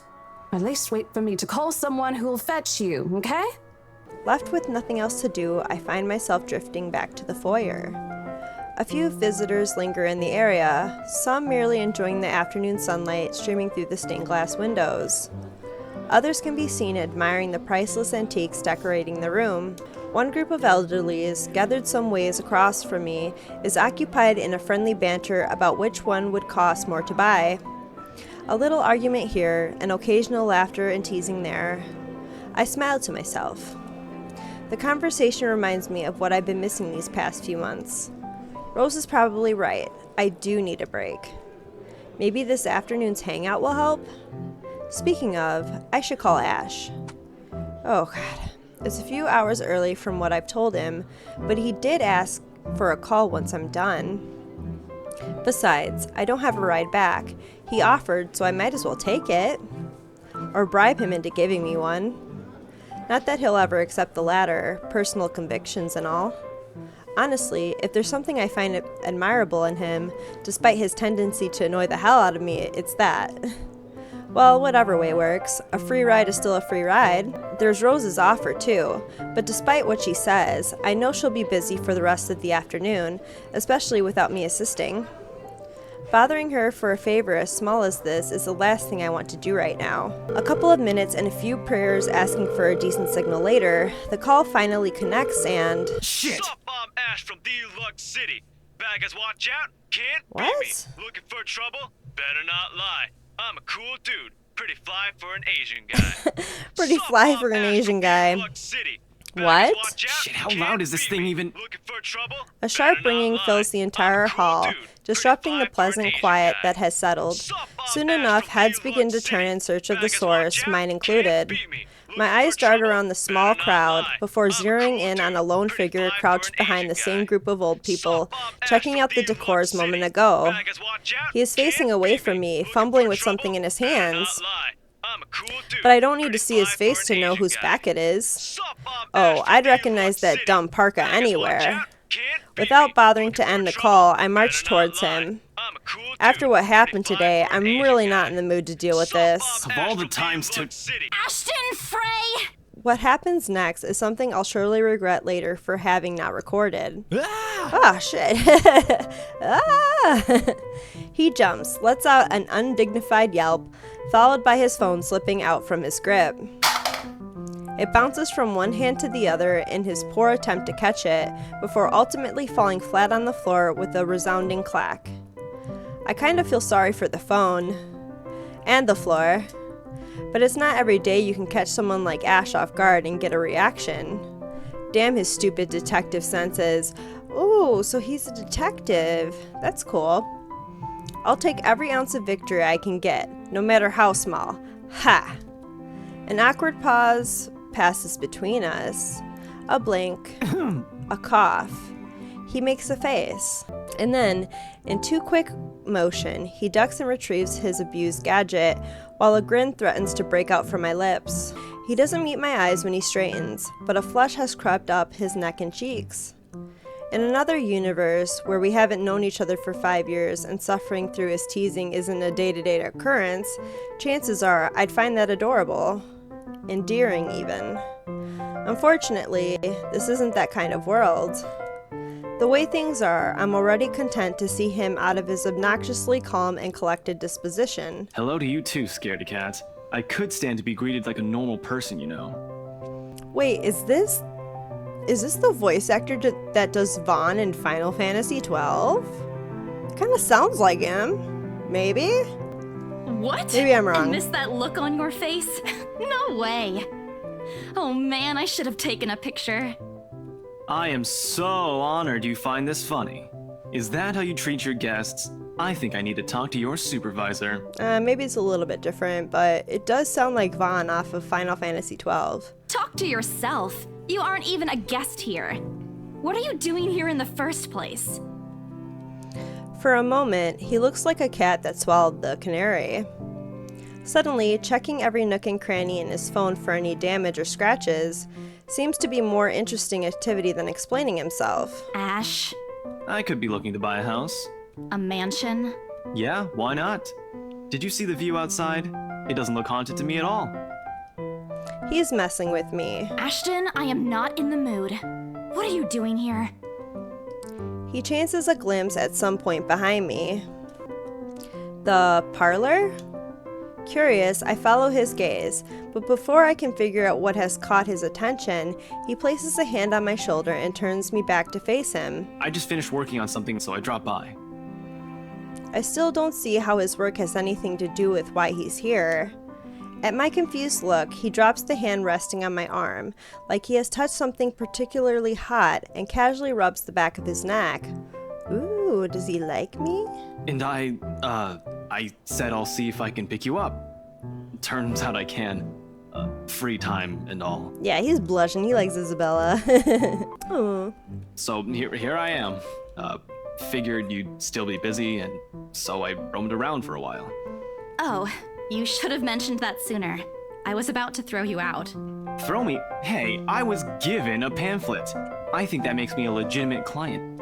We have mandatory sign-in sheets for clients, Ash. I didn't see your name on it. And you can't just roam around because it says open house. Normal people actually follow an etiquette here. Right, okay. I think I'll just go ahead and... No, wait. I wasn't really going to throw you out. Rose said... Never mind. I was just about to leave anyway. Wait, what? Now? Something must have shown in my face because he pauses and gives me a long, hard stare. Sometimes I forget how easy reading people is for Ash, given how he often looks as if everything around him is a chore. I avoid his eyes, hoping he'll drop the subject and won't ask any more questions. The last thing I want is to tell him what happened, especially the part about the letter. In fact, he's the last person on Earth I'll ever think about telling it to if I can help it. Sure, he's a dependable guy. God knows how many times he has helped me, even without me asking for it. But stuff like ghosts and the supernatural? He'll never believe those things even if he hears it from a friend, except maybe if it's Becca. On a good day, the most harmless thing he'll do is give you an explanation why those things have no chance of ever being real. At worst, he's insufferable. He'll poke fun at you at every single chance he'll get. Ashhole. What did I ever do to him? He never does that to Becca or Zach. I can already imagine how things will go down the moment I spill a word of what I saw. Nope, over my dead body. Before it catches his attention, I shove the letter deep into my bag. What's wrong? Nothing. Let's just go. Doesn't look like a nothing to me. We still have Zach's movie tonight, remember? It's still early. And didn't you say your shift will end around 5 or 6? What about... Hey, Isabella, wait up! A rush of air greets me as soon as the main door opens. Not the usual autumn draft, but it's still a welcome change from the stifling atmosphere inside the mansion. Ash's footsteps are quick behind me, the soles of his shoes thumping hard against the polished concrete in an awkward cadence as he rushes to catch up. He calls out once, twice. The mansion still looms in the background. Whispers calling me back, shadows beckoning.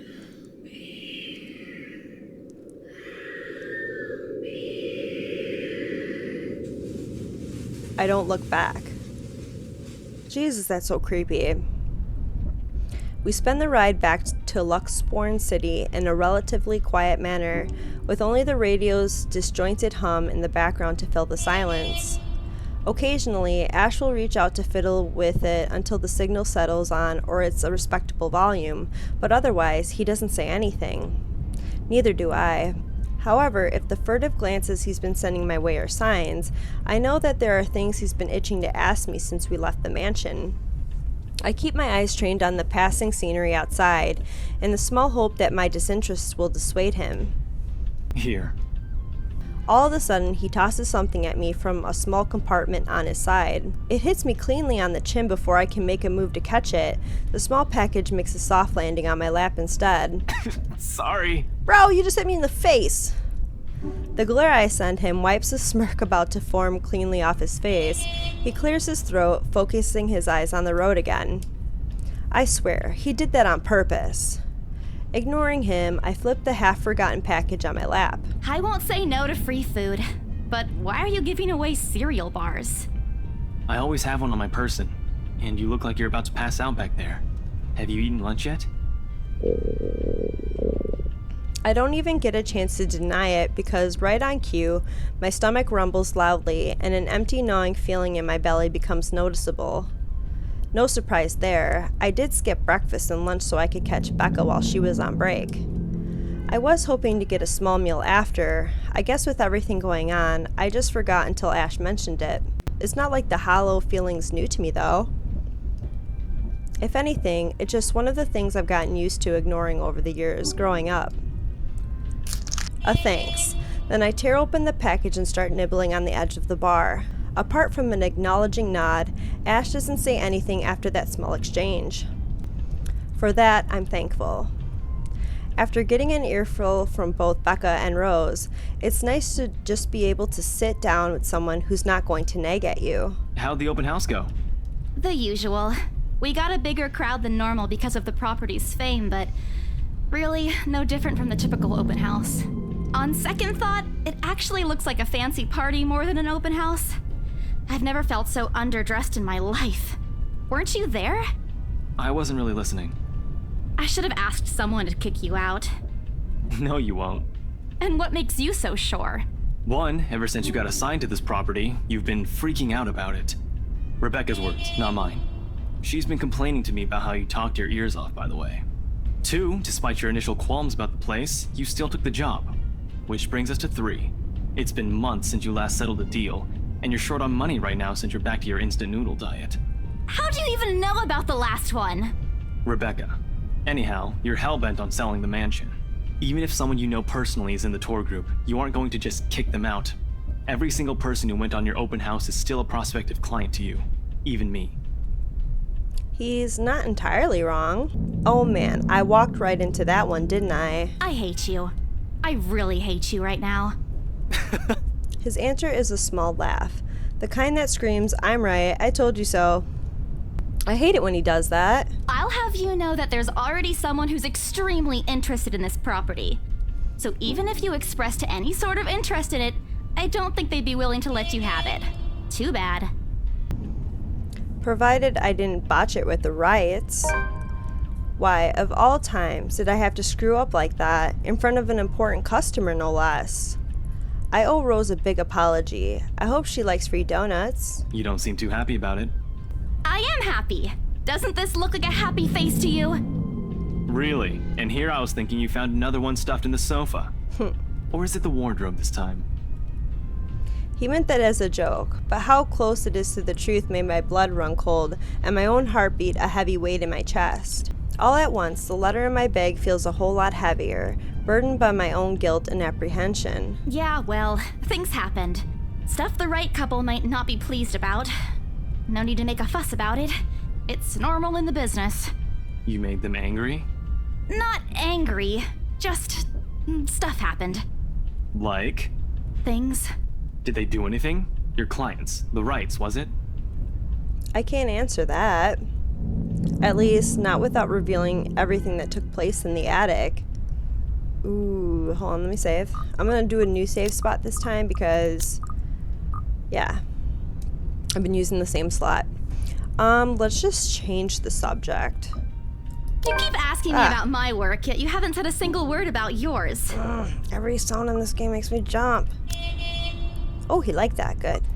I kind of want, like, to have all the relationships be positive for the first time I go through the story, because I want to get all the endings. So it's like, maybe have one playthrough be like all positive, maybe then the next playthrough be all negative, or I haven't looked up and seen what all the endings are because I want to play it myself first, but yeah. That's not fair.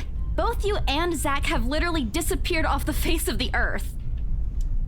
An over-exaggeration, but changing the subject to something else is better than outright lying to him. Besides, it never works with him. I'm not sure if it's because I'm just bad at it or because he's just really very good at his job. He doesn't answer immediately, only momentarily shifting a glance over me and returning it back to the road when he has to make a sharp turn. Outside, the sun has already started its descent, casting a vibrant orange glow on the tall buildings. Oh wait, I want to see like all these little shops. I got the Crawl Bar, Miss Flowers, Sir Antiques, Sleepy Sheep Inn, the library, and what is that? Starbucks Coffee? I wonder how long before we reach the venue for Zach's film. Checking the street signs outside, it appears Ash is taking the longer route. Odd, but he's probably trying to avoid the rush hour traffic. Didn't we just talk a week ago over chat? That's different. Linking your awful memes in the group chat box every morning isn't exactly a conversation. Excuse me, I don't hear you calling them awful while you're laughing at all of them. Shut up! And you aren't answering my question. That earns him a soft punch to his arm. I did laugh at them, but I'm not going to give him the satisfaction of knowing that I find most of them funny. It'll only make his head bigger, stupid Ash. All right. Lay off on the abuse. Remember that case I mentioned before? We've been trying to pin the bastard down, but it required more work than we anticipated. The guy's slippery like that. We got some good lead months ago. He recounts what he's been doing in the time we haven't seen each other.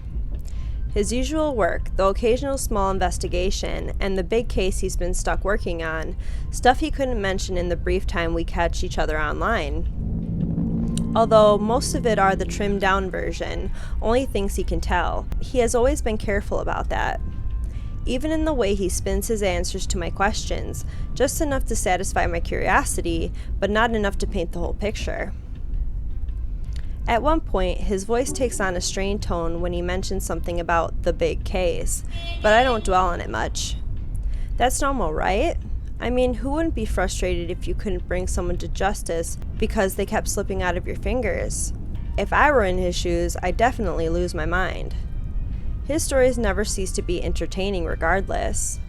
If things weren't the way they were back home, maybe I would have considered taking on the same job as him? Well, nope, not really. Mama would never allow that. But the idea is still there, along with countless others I've let go. Time passes quickly between us in this manner, and before I know it, we're already at the movie house. Ooh. Man, this music in this is so good. Pocket Chibi, coming soon. What does it say? Batcat something. Point of No Return, October 23rd, 2:48 p.m. And another, what is it? Did it say Batcat? Alright, a small crowd has already formed in front of the theater when we arrive. The Lift Fest, short for Luxborn Independent Film and Theater Festival, attracts a bigger crowd annually, and this year's no different. I've only been to a few indie film screenings with Zach, so I'm not an expert on the matter. But I know that for people hoping to make a break in the industry, getting your film recognized by a local event like this is already a big deal. Especially for a newcomer like Zach. He hasn't even won an award, but just getting a confirmation letter that the festival committee wants to include his movie in this year's lineup already put a grin on his face for weeks. Speaking of the guy, he's impossible to miss. At 6 feet, he appears to loom over most of the moviegoers, and with his large build and heavy voice, there's no surprise when people give him a wide berth as they pass by. It's often easy to mistake him for someone intimidating at first glance. I did, back when I didn't know any better. Ash did too, I heard, once early in their friendship. Oh, there's Zach! Oh, Zach. Hey, like your you dreads, guys, bro. Long time no see. Zach's face lights up with a smile of his own. He moves towards us with careful steps, taking a significant effort to make himself smaller so as not to bump or accidentally hit anyone. Typical Zach. As he nears, Ash casually raises his hand in greeting and... Sup, Z-Man, my main man. What's crack-a-lackin', my homie? What? The awkwardness that descends within the immediate vicinity of our small group is palpable enough. Somewhere to our left, a girl giggles, and only then do I become aware of my mouth hanging open. I'm almost amazed how Ash can say that out loud with a straight face. Almost. Considering his track record, I should be used to it by now. Zach seems to be. Yo, stop trying to act black, Ashton. And you're the only one who calls me Z-Man. There's fondness underneath his exasperated tone. If this were any other person, he'd likely be offended, but years of friendship and familiarity have made those words harmless to the other's ears. Or at least enough for both to take it in stride. It's been a while, Zach. I hope you didn't get into trouble again. Not much to get into trouble lately without you, I'm afraid. I'll let you know if something comes up, though. Nah, I ended up with chicken down stuck on me Chicken last down? time. What's that agreed. mean? I'd really love at least this year to pass without some sort of accident happening again. Hey, I take offense to that. It wasn't that bad. You really have no idea. What happened? A beat passes. And then Zach laughs. Hey, I'm kidding. You know you can always count on me. Aww. Zach's like a teddy bear. It's a story only the two of them are privy to. Every now and then, Ash will enlist Zach's help on something. Becca and I never really found out what the real deal is with those adventures, as Ash calls it, and both aren't willing to tell due to some unspoken agreement. She insists that if it's Ash, it's likely not something illegal or life-threatening. I tend to believe her on that. Sometimes. Well, boys will be boys, I guess. I give Zach a small wave from behind Ash when his attention eventually turns to me. Bella! Aww. Huh? Rebecca's not with you. Is she still sick? A bit. But she's up and went to work this morning. You know she doesn't listen to anyone that's not Ash. Yes, she does. No, she doesn't. You're literally the only person she'll listen to when she's feeling stubborn. And it's true. They've known each other far longer than any of us in the group, childhood friends and all. But don't worry, Zach. She's probably on her way here now. She promised she wouldn't miss your movie. Isabella! Oh, thank goodness! Speak of the devil. Without warning, a hand grabs me by the shoulder and turns me around. Becca, you're just in time. I have to lean back a little with the way her face is almost invading my personal space, but she places her hand on either side of my head to keep me still. She stares at me intently, concern filling her eyes. Becca, you're squishing my face. How does she know something happened to us? How are you? Are you all right? Why wouldn't I be? Rose called me earlier. Oh, okay. Those 4 words tell me all I need to know.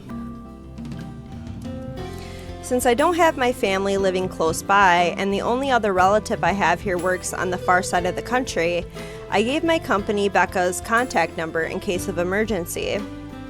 I should have known Rose would call her. I push Becca's hand away from my face. Although she lets go, her eyebrows remain drawn together. Oh, no, everything's good. Rose covered for me at work today. That's not what I'm talking about. How's your head? Beside me, Ash snickers. He probably thinks because he hit us in the face with that granola bar or something. I bite back the urge to elbow him in place of trying to avoid Becca's hand as she tries to reach out for the said area. I do my best to dodge her, at all once moving to hide behind Zach. Sorry for using you as a human shield, Zach. Oh, it's nothing. I just slipped off a few steps on my way down. I blacked out for a few seconds and had a minor bump, but it's just that. You blacked out? It's not something to brush off. Come on, at least let me check it. It's extremely minor. You wouldn't even know it's there. Isabella, this isn't a laughing matter. She did look pale when I saw her. It's because I didn't eat anything. Wow. Thanks a lot, Ashton, you traitor. I'll get you back for this. Just you wait. What? I'm just saying it as it is. If you mentioned this earlier, we wouldn't be having this conversation right now. I'm sorry. Saw her? Yeah, they arrived together. Bella looked fine to me then. I don't know. Something crosses Becca's face, but it's gone before I can figure out what it is. Oh, that's good. At least she didn't have to travel alone, right? At least. Good. Dude, she likes Ashton, and like situations like this, it's like when 2 girls like the same guy, like it ends up horribly bad. Like it's to the point where like they could stop being friends and like getting into fights and stuff like that. So I don't know how I feel about that. See, I'm okay. I wouldn't be here if I wasn't. And I don't want to miss Zach's film. We can always watch it some other time. Sorry, Zachary. No, it's good. But you guys should really keep it down. We're starting to attract some attention. It's the premiere. The premiere's different. Right, Zach? I shoot him a pleading look. Zach's a sensible guy. He'll understand. Please understand. Not really. But Rebecca has a point. In the end, I think it's your call. Oh, for heaven's sake! Whoa, why are you getting so mad, Rebecca? If I want to stay for the movie, I can stay for the movie. Please, Becca. I really don't want to miss it. You're not missing it. We're just moving it on a different day so we can have a... I'm an adult. I can choose. Look, you guys. Ash's loud sigh unexpectedly cuts through the conversation. He's pinching the bridge of his nose as he speaks, something he usually does when he's getting impatient. If she says she's okay, then there's nothing we can do about it. It's not like we can stop her either. Besides, she's still acting like the same old Isabella to me, if she can still run around like that. Why are you taking her side? I'm not. But if she wants to watch Zach's movie with us, I'm not going to stop her. She's probably the one looking forward to it the most. Ash, that's... You, of all people, should know... Tell you what, if I notice something amiss with her, I'll take her to the nearest hospital myself. Is that good enough for you? I already know the answer before Becca voices it out. When, at last, she releases a deep breath and nods, albeit with great reluctance, I immediately tackle her into a hug. Thanks, Becca. It's always been you with him, isn't it? Did you say something? Isabella, how could you have not heard that? Me? Nothing. Don't mind me. If you say so. Okay, guys, showtime's close, so I think I'm gonna get us some snacks. My treat. And then let's head inside. Anyone here has a smaller bill? I think I do. Hold on. I pull myself off from Becca to get my wallet from my bag and... What's this? What? It's already in Ash's hands before I can even react. Behind him, Becca and Zach are both giving the piece of paper an intrigued look. No! Give it back! Please, stop it. I don't want to show it to you guys. It's just a paper. I don't care! Give it! You guys are my friends. What the hell? It looks ancient, too. Why do you keep this around? I try to reach for it, but he holds the paper way above his head. I've never been particularly sensitive about my own height, but right now, I really wish I had that advantage over him. Don't open it! What's the big deal? It's not like it's a love letter. I don't see any reason to... Hold on a second. This is, isn't it? Even if it is, it's not for you. Okay. Now I'm curious. I'm telling you, it's nothing like that. It's... The rest of my words are lost when he unfolds the paper. Great. Achievement unlocked. Too early for Halloween. I can't breathe. My heart feels stuck in my throat, pounding, threatening to burst out. Vaguely, I note how my hands are trembling at my sides. Clasping them together doesn't do any good. They are still shaking, but I hang on to them, regardless. The awful, sick weight has taken its core in my stomach. Back in the open house returns full force. How do I fix this? How do I fix this? How do I fix this? Someone, please. Today is turning out to be a horrible nightmare. Send this to 5 people or else. Well, that's interesting. Guys, I think we should listen to Bella first. Aren't you a few days early for Halloween? Ash waves the paper in front of me, giving me a fleeting glimpse of its contents. I don't need to see it. I don't want to see. The letters, the words, every stroke written in blood is already embedded in my mind. Maybe I should have just thrown it away when I had the chance. That way. It's not a prank. It makes all of them stop. Even I am surprised with how steady my voice is. What did you say? This isn't a prank! I saw something! Hold on. Are we still talking about this paper? Or is it about the urban legend again? Both. I know it sounds ridiculous. You're saying this is a primitive version of a chain letter, and now that we've seen it, we're now cursed. You've got to be kidding me. See? This is why I didn't want to tell you guys. Isabella, aren't you taking this a bit too far? It's not a joke! Will you guys listen to me first? I saw something in the house earlier. It stood right in front of me. If I hadn't gotten away, that thing might have... Right. And in broad daylight, Isabella. Even someone gullible would find the logic in that screwed up. There's also no way in hell that this supernatural shit is true. But it's real! What do you think I saw? She was coming at me with a broken leg, bro. Believe me. A hallucination? A delusion? didn't you say you fell down some stairs? So maybe Rebecca's right. It happened after, when I was trying to get away. I almost got stuck in the same room with that thing. Jesus, she looks pissed. We're all in danger. I thought you were my friends. Why don't you believe me? We are, and you know that. But this thing and that thing has got nothing to do with the other. When Rose called earlier, I thought she's just exaggerating. But based on what I'm seeing right now, maybe it's better if we really postpone this for now. Don't bother. Damn. Without another word, I snatched the letter out of Ash's hand and stuffed it back into my bag with more force than necessary. I'm tired. I got cursed, saw a ghost, probably lost the sale, got kicked out of the open house I'm supposed to be hosting, my own friends won't believe me, and all of them think I'm crazy. To top it all off, there's a dull ache at the back of my head begging for a little attention I can't afford to give right now. Honestly, there's just so much a person can take within a single day. I just want to go home, curl up in my bed, and never think about today. But before I can take a single step away from the group... Guys! Zach rarely ever raises his voice, even when there's a point he wants to drive home, and hearing him take on that tone completely throws me off. Even Ash and Becca. Whatever harsh words yet to come out from the argument immediately die on our tongues. Why don't we all calm down first? I'm sure Isabella has her reasons too. No, and hey, ain't this supposed to be a happy get-together? I accidentally got scared and clicked next. Whoopsie, sorry. We haven't seen each other for months. I'd really love to know what y'all have been up to. I only ever get to talk to Bella over chat. Please. He has a point. Ash, for all his attempts to look cool and distant, has also been looking forward to this.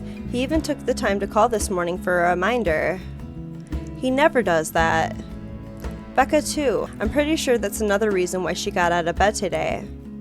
Yet, despite Zach's attempt to lighten things up or Ash and Becca's acquiescent gestures, the tightness in my chest remains. I should have just kept it to myself, or at least went with the idea that it's a prank. If I did, things might have not turned out the way they had. No sour mood, no bad vibes. Careless, so careless. Maybe leaving is the better decision for all of us?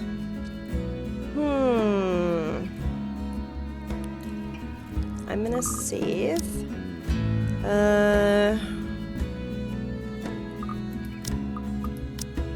I'm gonna stay for the movie, because Isabella needs it. She needs to have this night out with her friends. Any other day, I'd excuse myself and go straight home. Hold on, let me see what happened. Ooh, Rebecca didn't like that, but Zachary and Ashton did.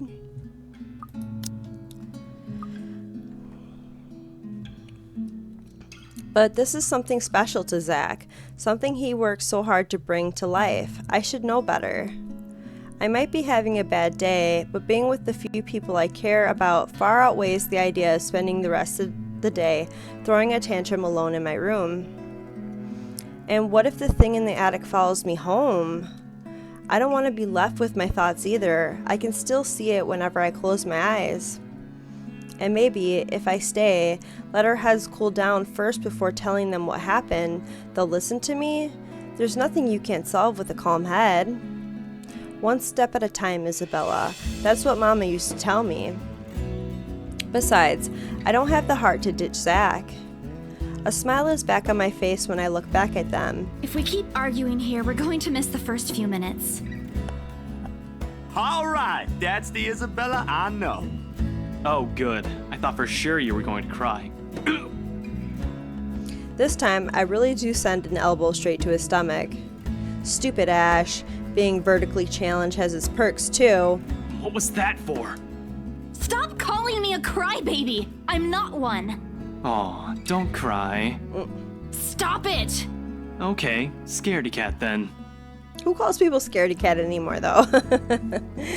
You scaredy cat. And Becca looks straight pissed at me. Yikes. That too. If you repeat that, I swear I'll... Let's just go. God, Rebecca. Without another word, Becca goes inside. She doesn't even stop to wait for us when I call after her.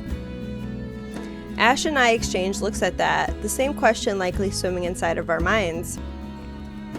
Did something happen at school after I left? Is she having a bad day too? I'll try asking her about it later, I guess. So, you guys go catch up with her. I'll go get us the food I promised.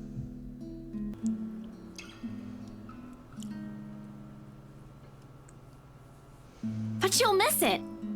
Didn't you say watching a movie without food ain't fun? And it ain't like I haven't seen it. I made it, remember? I'll be in there soon. Oh god, we're going to a creepy theater in the dark. One friendly tap on my shoulder and then he's gone. A few moviegoers are still milling about. Some are still waiting in line for tickets, but otherwise, most of the crowd are already inside. There's nothing much for us to do here now. Not a word of protest comes from me when Ash gestures for the two of us to head inside. And then? God dang. Are you sure it wasn't one of the cleaning crews? Absolutely sure. Somehow, halfway through the movie, the conversation steered towards what happened in the mansion. To be fair, Zach was the one who brought it up again. In his own movie's premiere. Now, the film's just serving as background noise while we're speaking in hushed tones, careful not to disturb anyone inside the small hall. Well, except for Ash. I just hope we don't end up arguing about it again. We'd all get kicked out for sure, though with how loud Ash's voice is, we'll probably get thrown out way before any argument happens. Only Becca still remains engrossed in the movie, completely ignoring us. She's been quiet the whole evening, speaking only when referred to. If I didn't know any better, I think we did something that offended her. Did we? And then I ran. You heard what happened after. I still think it's something else. It was standing right in front of me, Ash. He's one of the smartest people I know, but geez, he should learn to listen. Plus, didn't he say he doesn't believe in these things? Why is he in this conversation again? I heard what you said, but it's a small room. There are a lot of things someone else could have done there without your knowledge. If I could see it up close, maybe I can... I am not going back there. Ain't that a problem if you're hosting an open house? Rose does the first floor tour. I ain't sure ghosts can be restricted to one room, Bella. That's true. There are no ghosts, Zach. Stop putting useless ideas in her head. Yeah, but I was thinking, maybe all the house needs is a blessing. Wasn't it left uninhabited for years? Oh, the house did change hands over the years, from one distant relative to the Ermengardes to another. None of them bothered to live in it, though, and it remained that way up until its current owners decided to sell it. Why didn't I think of that? I didn't peg you as the religious type, Zach. Nothing like that, Ash. Who knows, though? It might bring something positive to the place. That's not a bad idea. I just don't know where I could find someone.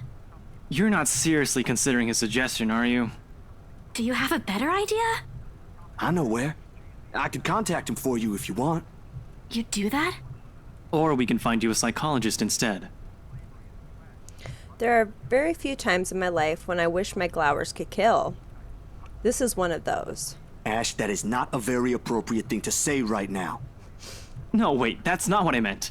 Ethnographer. I meant ethnographer. This guy's a psychologist too, of course, if you... Ashton, if you don't stop... Rebecca knows the guy I'm talking about too. She can vouch for him. Becca tears her eyes away from the screen at the mention of her name. Huh? What? Oh, are you talking about Professor Andrew? He used to work with my parents at the university. Can you guys keep it down? Sorry, the scaredy cat here mentioned curses. Not that I'm saying this is one, but talking to him is a better solution for me than getting a random priest to bless an old house. He'll even help you figure things out, teach you a couple things. And probably put your fears to rest, since this looks to be bothering you a lot. Ash might be right too. However, what Zach suggested is more something I'm more familiar with. Granted, they don't believe me. They're only giving me these suggestions to put my mind at ease, but it's better than being ignored or being laughed at. I can take comfort in knowing they are willing to hear me out. So, what do you think? It's your call. We'll go with whatever you want. I don't know. Ooh, who should I meet? Ooh, let's save.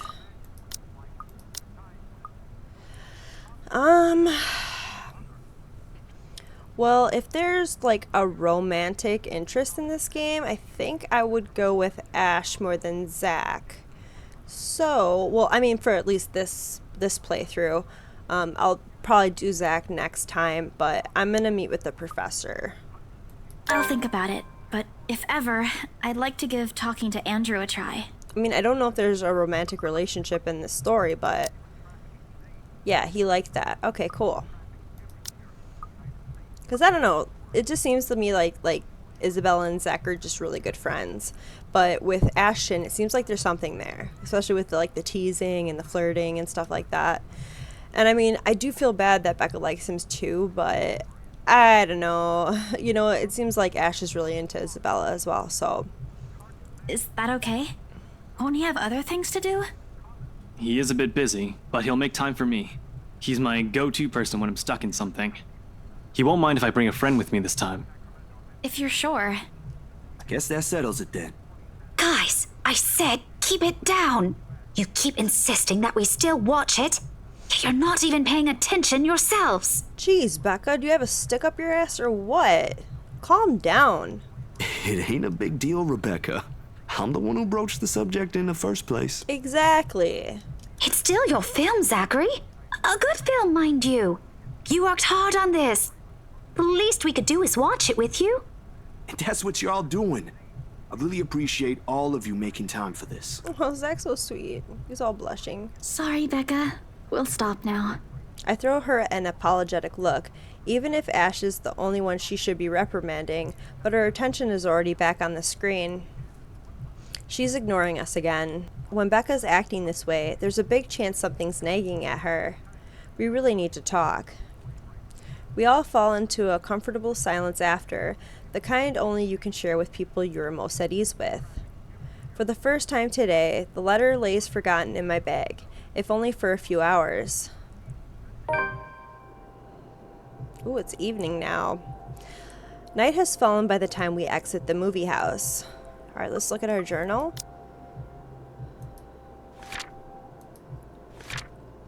Luxborn Independent Film and Theater Festival celebrated its 9th year discovering new creative talents in the film industry.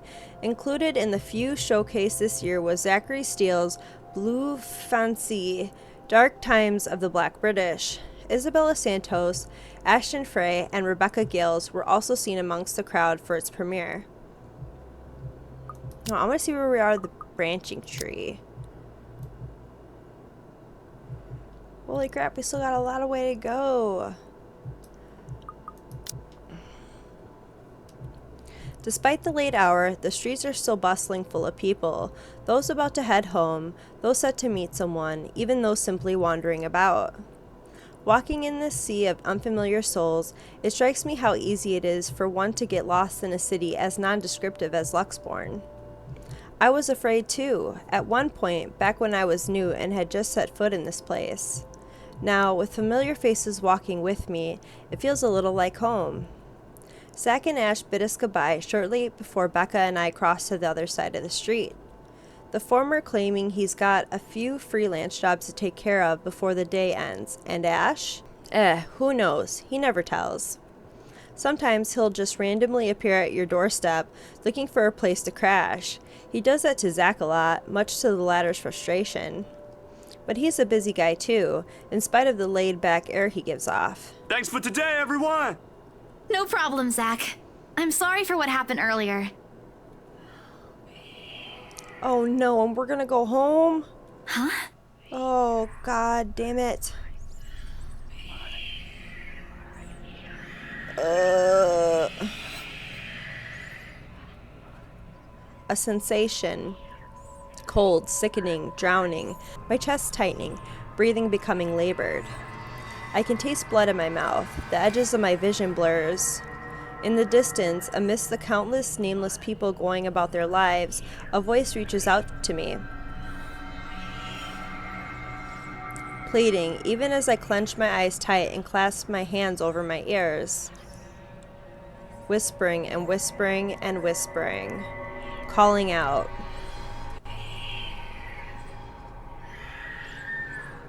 No, not me. Somebody. Isabella? Oh shit, Earth to God Isabella. damn it, Becca! At her voice, the whole world suddenly snaps into place. The murmur's gone. When I open my eyes, Becca raises an eyebrow at me in question. Weren't you listening? Are you coming with me? Oh, yeah. Just... okay. Sorry, I spaced out. You always do that. Jeez, you always do that. I follow her without complaint, but not before sneaking a glance to the far end of the street, where the voice came from, where another set of eyes might be staring at me. Nothing. There are only Zach and Ash watching over us as we head back to where Becca parked her car. If I'm expecting to see something or someone there, I try not to let it show. Try not to think of the tiny pinpricks of fear crawling at the pit of my stomach. See you guys some other time. See ya. Yeah, see ya. I don't want to go home. Come with me. Another glance, and with a final wave, we go off our own ways. I don't know what I saw. I don't know what I heard. I don't want to know. And if this is what would help me sleep tonight, what would give back that normalcy in my life, then so be it.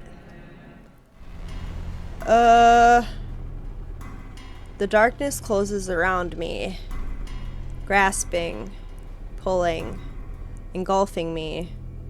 The ground caves in, and without warning, I'm falling.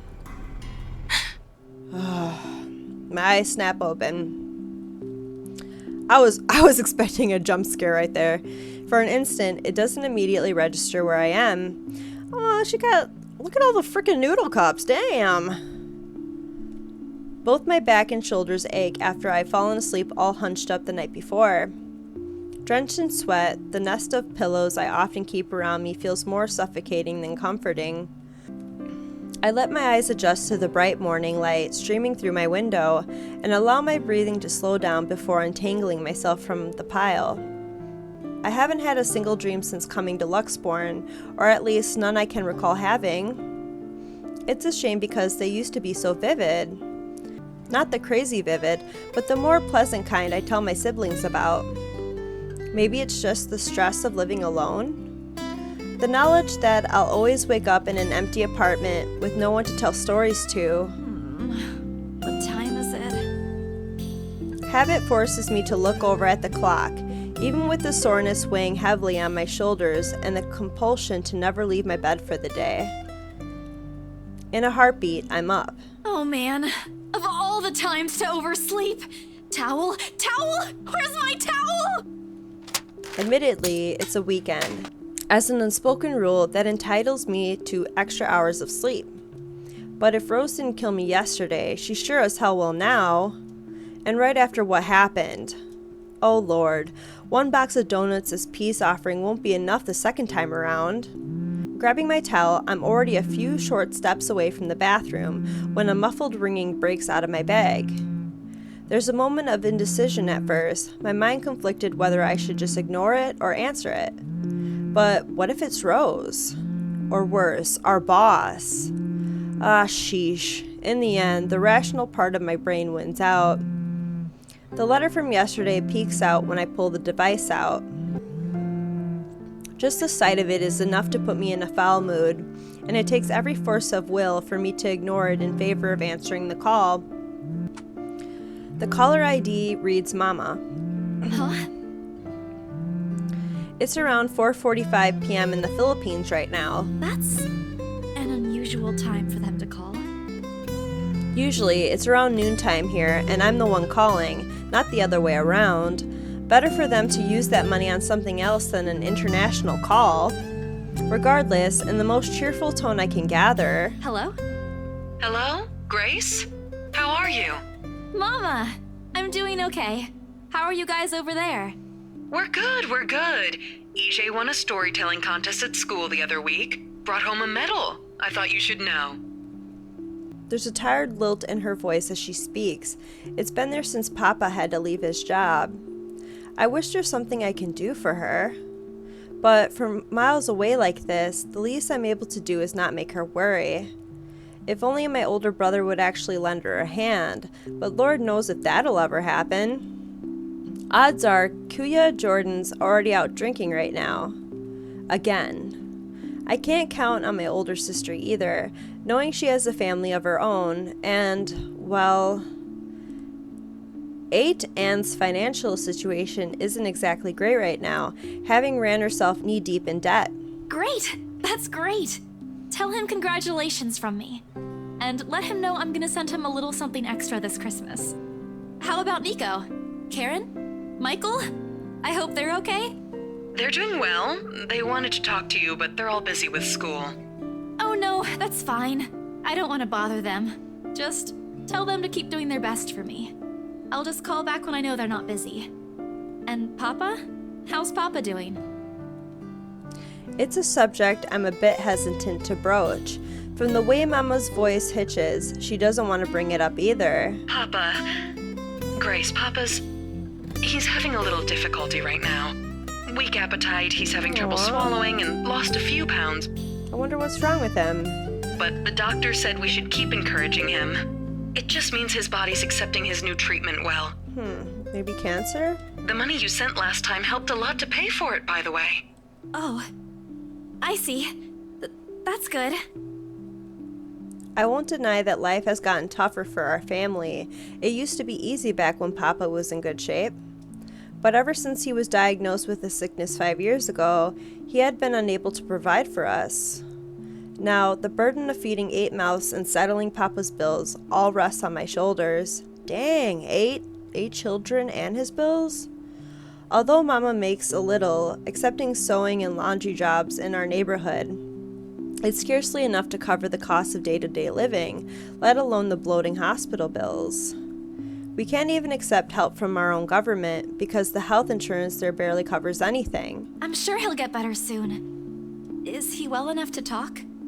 Do you think I'll be able to speak to him, Ma? Silence. I start to think that the call got cut until... Listen, Grace. Maybe it's better if we transfer Papa to a different hospital. Somewhere cheaper? What? Why? Did something happen? Is it the deposit issue again? Give me the hospital's number. I'll talk to them. No, it's nothing bad. The service here is good. Too good. Even the doctors. But I'm worried you're working yourself to the ground because of it. Mama, we've been through this before. I want the best for Papa.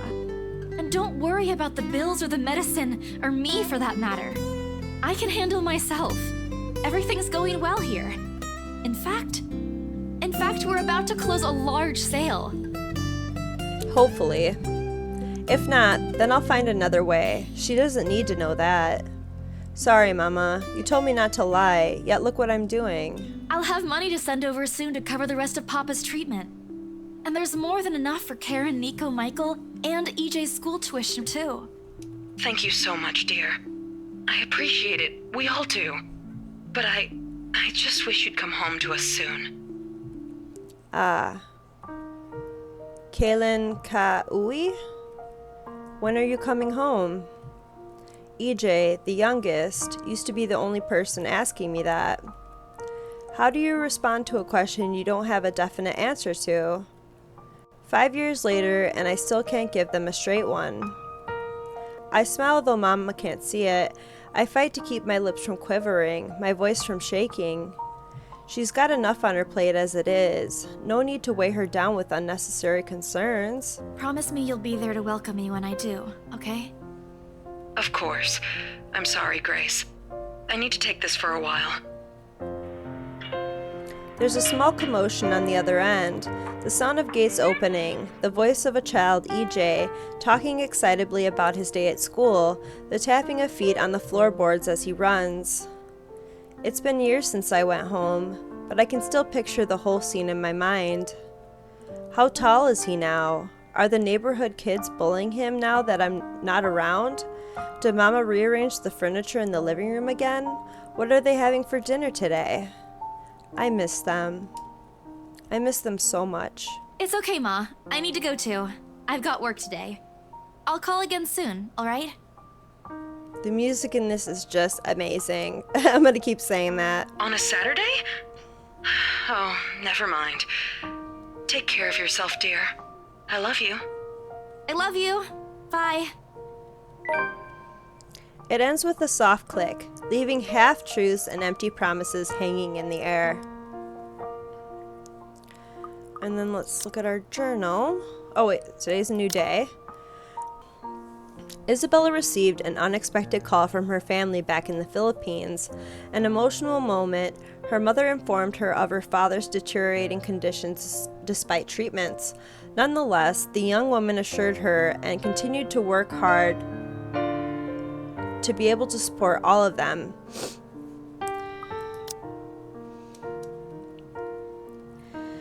Closing my eyes for a moment, I take a deep breath and shake away the thoughts beginning to swim inside my head. It's pointless to mull over these things right now. Okay, Isabella. Time to get that mansion sold. Unfortunately, before I can take a single step away from my phone, it rings again. No doubt Mama forgot to say something. Mama? Did you forget anything? Excuse you? I'm too young to be your mom. Are you still sleeping? Hold on, never mind that. Get yourself in the office. Hurry! The office? Thought we were going to the mansion again. Office? What about the open house? Oh no. Is it Sir John? Did he hear about yesterday? Am I in trouble? Oh god, oh god, oh god! I'm gonna get yelled at, aren't I? What do I do? I'll buy you an extra box of donuts if... No, it's nothing like that. Will you calm down? Get yourself here, alright? I'll tell you everything then. There's a telltale din of several feet shuffling against the wooden flooring and an indistinctive yelling in the background before Rose cuts the connection. That isn't in any way comforting, but it's enough reason for me to hastily discard my phone and finish my shower in record time. Briar Reality office. I make it to our office within 20 minutes of leaving my apartment, completely disheveled and out of breath. A feat, if I take into account my usual travel time. Routine clamor, common to Briar Reality Corporation's Luxborn office, greets me as soon as my foot crosses the threshold. Papers rustling, telephones ringing at sporadic intervals, agents talking at varying volumes, staff moving about, and... Where the hell is C? Where are my employees? What the actual fuck, guys? Of all the times to disappear without notice. Jeez, someone's angry. My boss's words turn muffled as someone else closes the door to his office, likely the work of our HR manager. Throughout the past weeks, he's been in a bad mood over a few employees who have failed to report to work. I hear they're still trying to get a hold of them, but to no avail. The result is half their workload have been shifted to all available staff so as not to lose clients. Not that I mind the extra work. If anything, it means I'll have more to send to my family back home. Although the rumors of a branch closure circulating because of this is indeed a bit worrisome. My bag barely touches the top of my table when Rose pulls me aside. Here, I need you to help me with these papers. If you could also get these signed and photocopied before lunch today, that would be great. One after another, she thrusts a bunch of paperwork in my hands without explanation. A page flutters away from the top of the pile, and I lean down to pick it up, my eyes scanning the top of the page as I straighten. A purchase and sale agreement. Rose simply gestures her thumb in the direction of our visitor lounge when I tilt my head in question. There, seated on the sofa and looking completely out of place in the humbly decorated room, is the same couple from the day before. The Wrights. Something bubbles up in my throat. Their presence in the office can only mean one thing. They're buying it? We got a deal? She swats at my head, tugging her sleeve, although her eyes are alight with something akin to joy. She wants the sale to happen as much as I do, and now that it's here... The deal needs to be closed yet, documents need to be signed still, but the elation is there, along with the foreboding feeling I can't quite pinpoint. I had to do a little damage control, but they're already interested in acquiring the property, even before they attended the open house. I mean, isn't it obvious? They already hired an interior designer.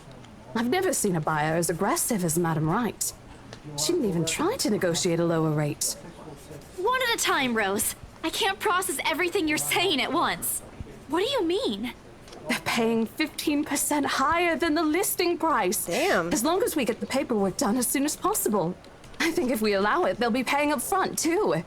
Even with that urban legend? Rose nods. Oh, I was so sure we lost the sale after yesterday. Don't look so surprised. We still have to conduct some last few checks before we completely hand it over to them. Please. I'll happily do the paperwork duty, Rose. I'll even go to the land registry myself and make sure the property changes hands with every single legal blessing. Don't they have better things to spend money on? I'd haggle it down to the lowest possible price if I were in their place, especially with the stories attached to it. Not that my opinion matters one bit here. We're just their agents who are going to receive the hefty commission after all, nothing more. Rose gives me a pat on the shoulder, signaling that she's heading back to them, and an unspoken instruction for me to follow after I'm done. It doesn't take me long to finish what work she left me. In fact, having our boss sign the agreement is the easiest, since it has to put him in a better mood to the entire office's relief. Mom Hannah calls me over the moment she notices my presence at the lounge door. She welcomes me with a bright smile, her movements more open than what one would typically expect from a passing client to have. Oh, Isabel! How are you feeling? You looked awfully dreadful yesterday. Isabella, I'm fine now, ma'am. I appreciate your concern. I'd really wish you'd get my name right, girl. I really don't understand why they can't get my name right. It's a fairly common name. It shouldn't be too hard to remember. Regardless, I hand them their copy of the agreement. Wonderful. Your team works unbelievably fast. Ma'am Hannah skims through each of them with a scrutinizing eye, checking every page for any inconsistencies and errors. Despite the unassuming impression she gives off, she appears fully aware of what to look for and the process contracts like these undergoes. It is surprising, to be quite honest. I haven't pegged her for someone who is well versed in these things, yet here she is. She shows some of it to her husband, and he responds with the same passive interest, as if he's more than happy to leave everything to her. I can't tell if it's purely because he believes she's capable enough, doesn't care about what they're buying, or he simply finds paperwork tedious. Apparently satisfied with what she's seen, Ma'am Hannah claps her hands together before extending it to us for a shake. Rose and I release the breath we've been holding, both of us more than happy to return the gesture. That settles it then? Are you really sure about this property, ma'am? We could easily find you a bigger one among our current listings. Something with a modern touch? Isabella, I thought you needed this money, though. Something not haunted, perhaps? Rose shoots me a warning glance that clearly says, "Don't make a scene, we're almost there." Of course, why wouldn't I be? The house is absolutely perfect, isn't it, darling? A helipad would still be a nice addition. Yes, well, we'll get there eventually, love. As I was saying, if your partner had the documents yesterday, we would have bought it right there immediately. Shame she didn't have it. Well, there's still a few necessary documents we need you to sign after, but we'll let you know once we have those finalized. We'll be handling the process for the rest, so don't worry about it, ma'am. Within a week, I hope. We still have a housewarming party to plan, after all. You know how much thought should be put into those things. There are servants for that, darling. Love, wouldn't it be better if we handled it ourselves? A personal touch of sorts. It is our housewarming party and our new home. No more than a week, ma'am. Barring unexpected delay, of course. You can leave it to us. Excellent. Well then, I'll leave you two to it. It's been a pleasure doing business with you. Oh, and before we forget... Hannah's so cute. She discreetly folds something into both our hands and winks, a finger raised to her lips demanding our silence. I know both of you worked hard on getting us this beautiful mansion. She gave us a shit ton of money.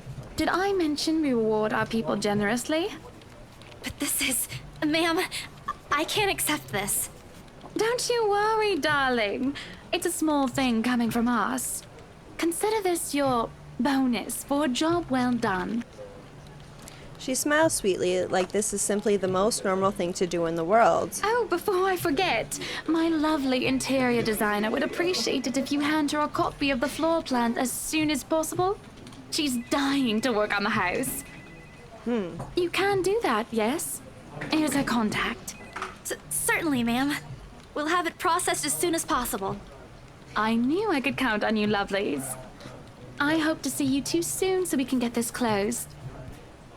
Just like that, transaction over and done with. My mind's still reeling, even after they've left. Other agents would kill to have clients like them. A part of me feels lucky about the fact. No lengthy negotiations, no sudden change of minds. Just talk, signatures, a few handshakes here and there, and we're done. The other part? A second ago, we sold a haunted property to two innocent clients. Sure, the commission's big. Big enough to continue funding Papa's treatment and hospitalization, big enough to pay for all 4 of my younger siblings' schooling.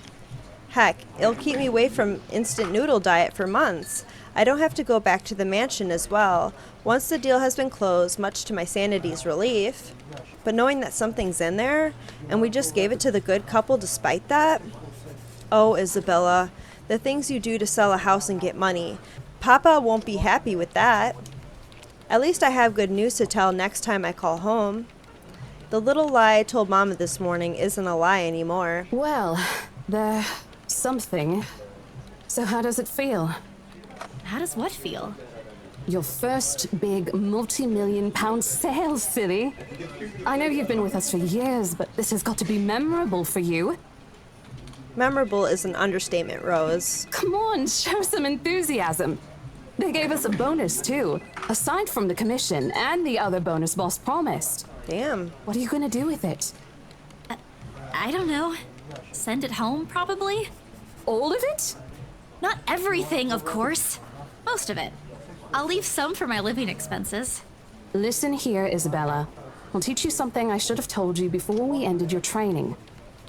She slings an arm over my shoulders and leans in closer to my ear, as though she's about to share a big secret. It's okay to celebrate from time to time.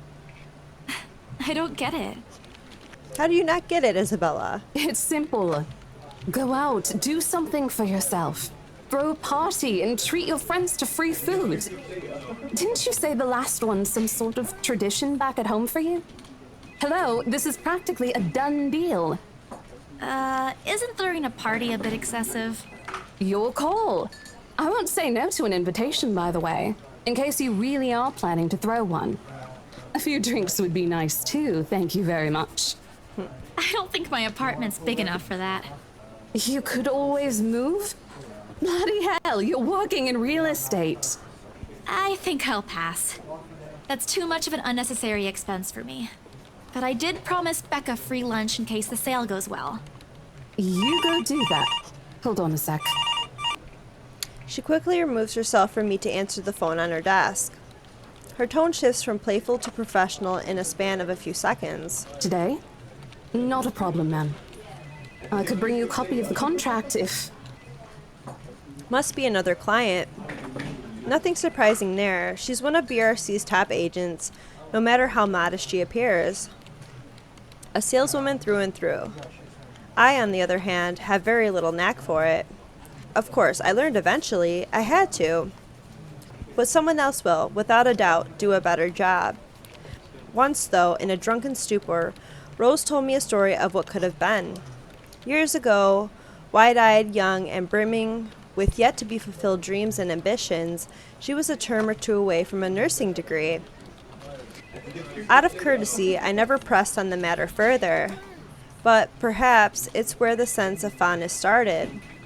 A small connection due to one similar experience in our respective lives, of goals we both let pass us by because of the circumstances we're in. I'd be happy to discuss this over tea, ma'am. All right, I'll be there. Thank you. New client? Reassigned. Have you heard from Mark at all?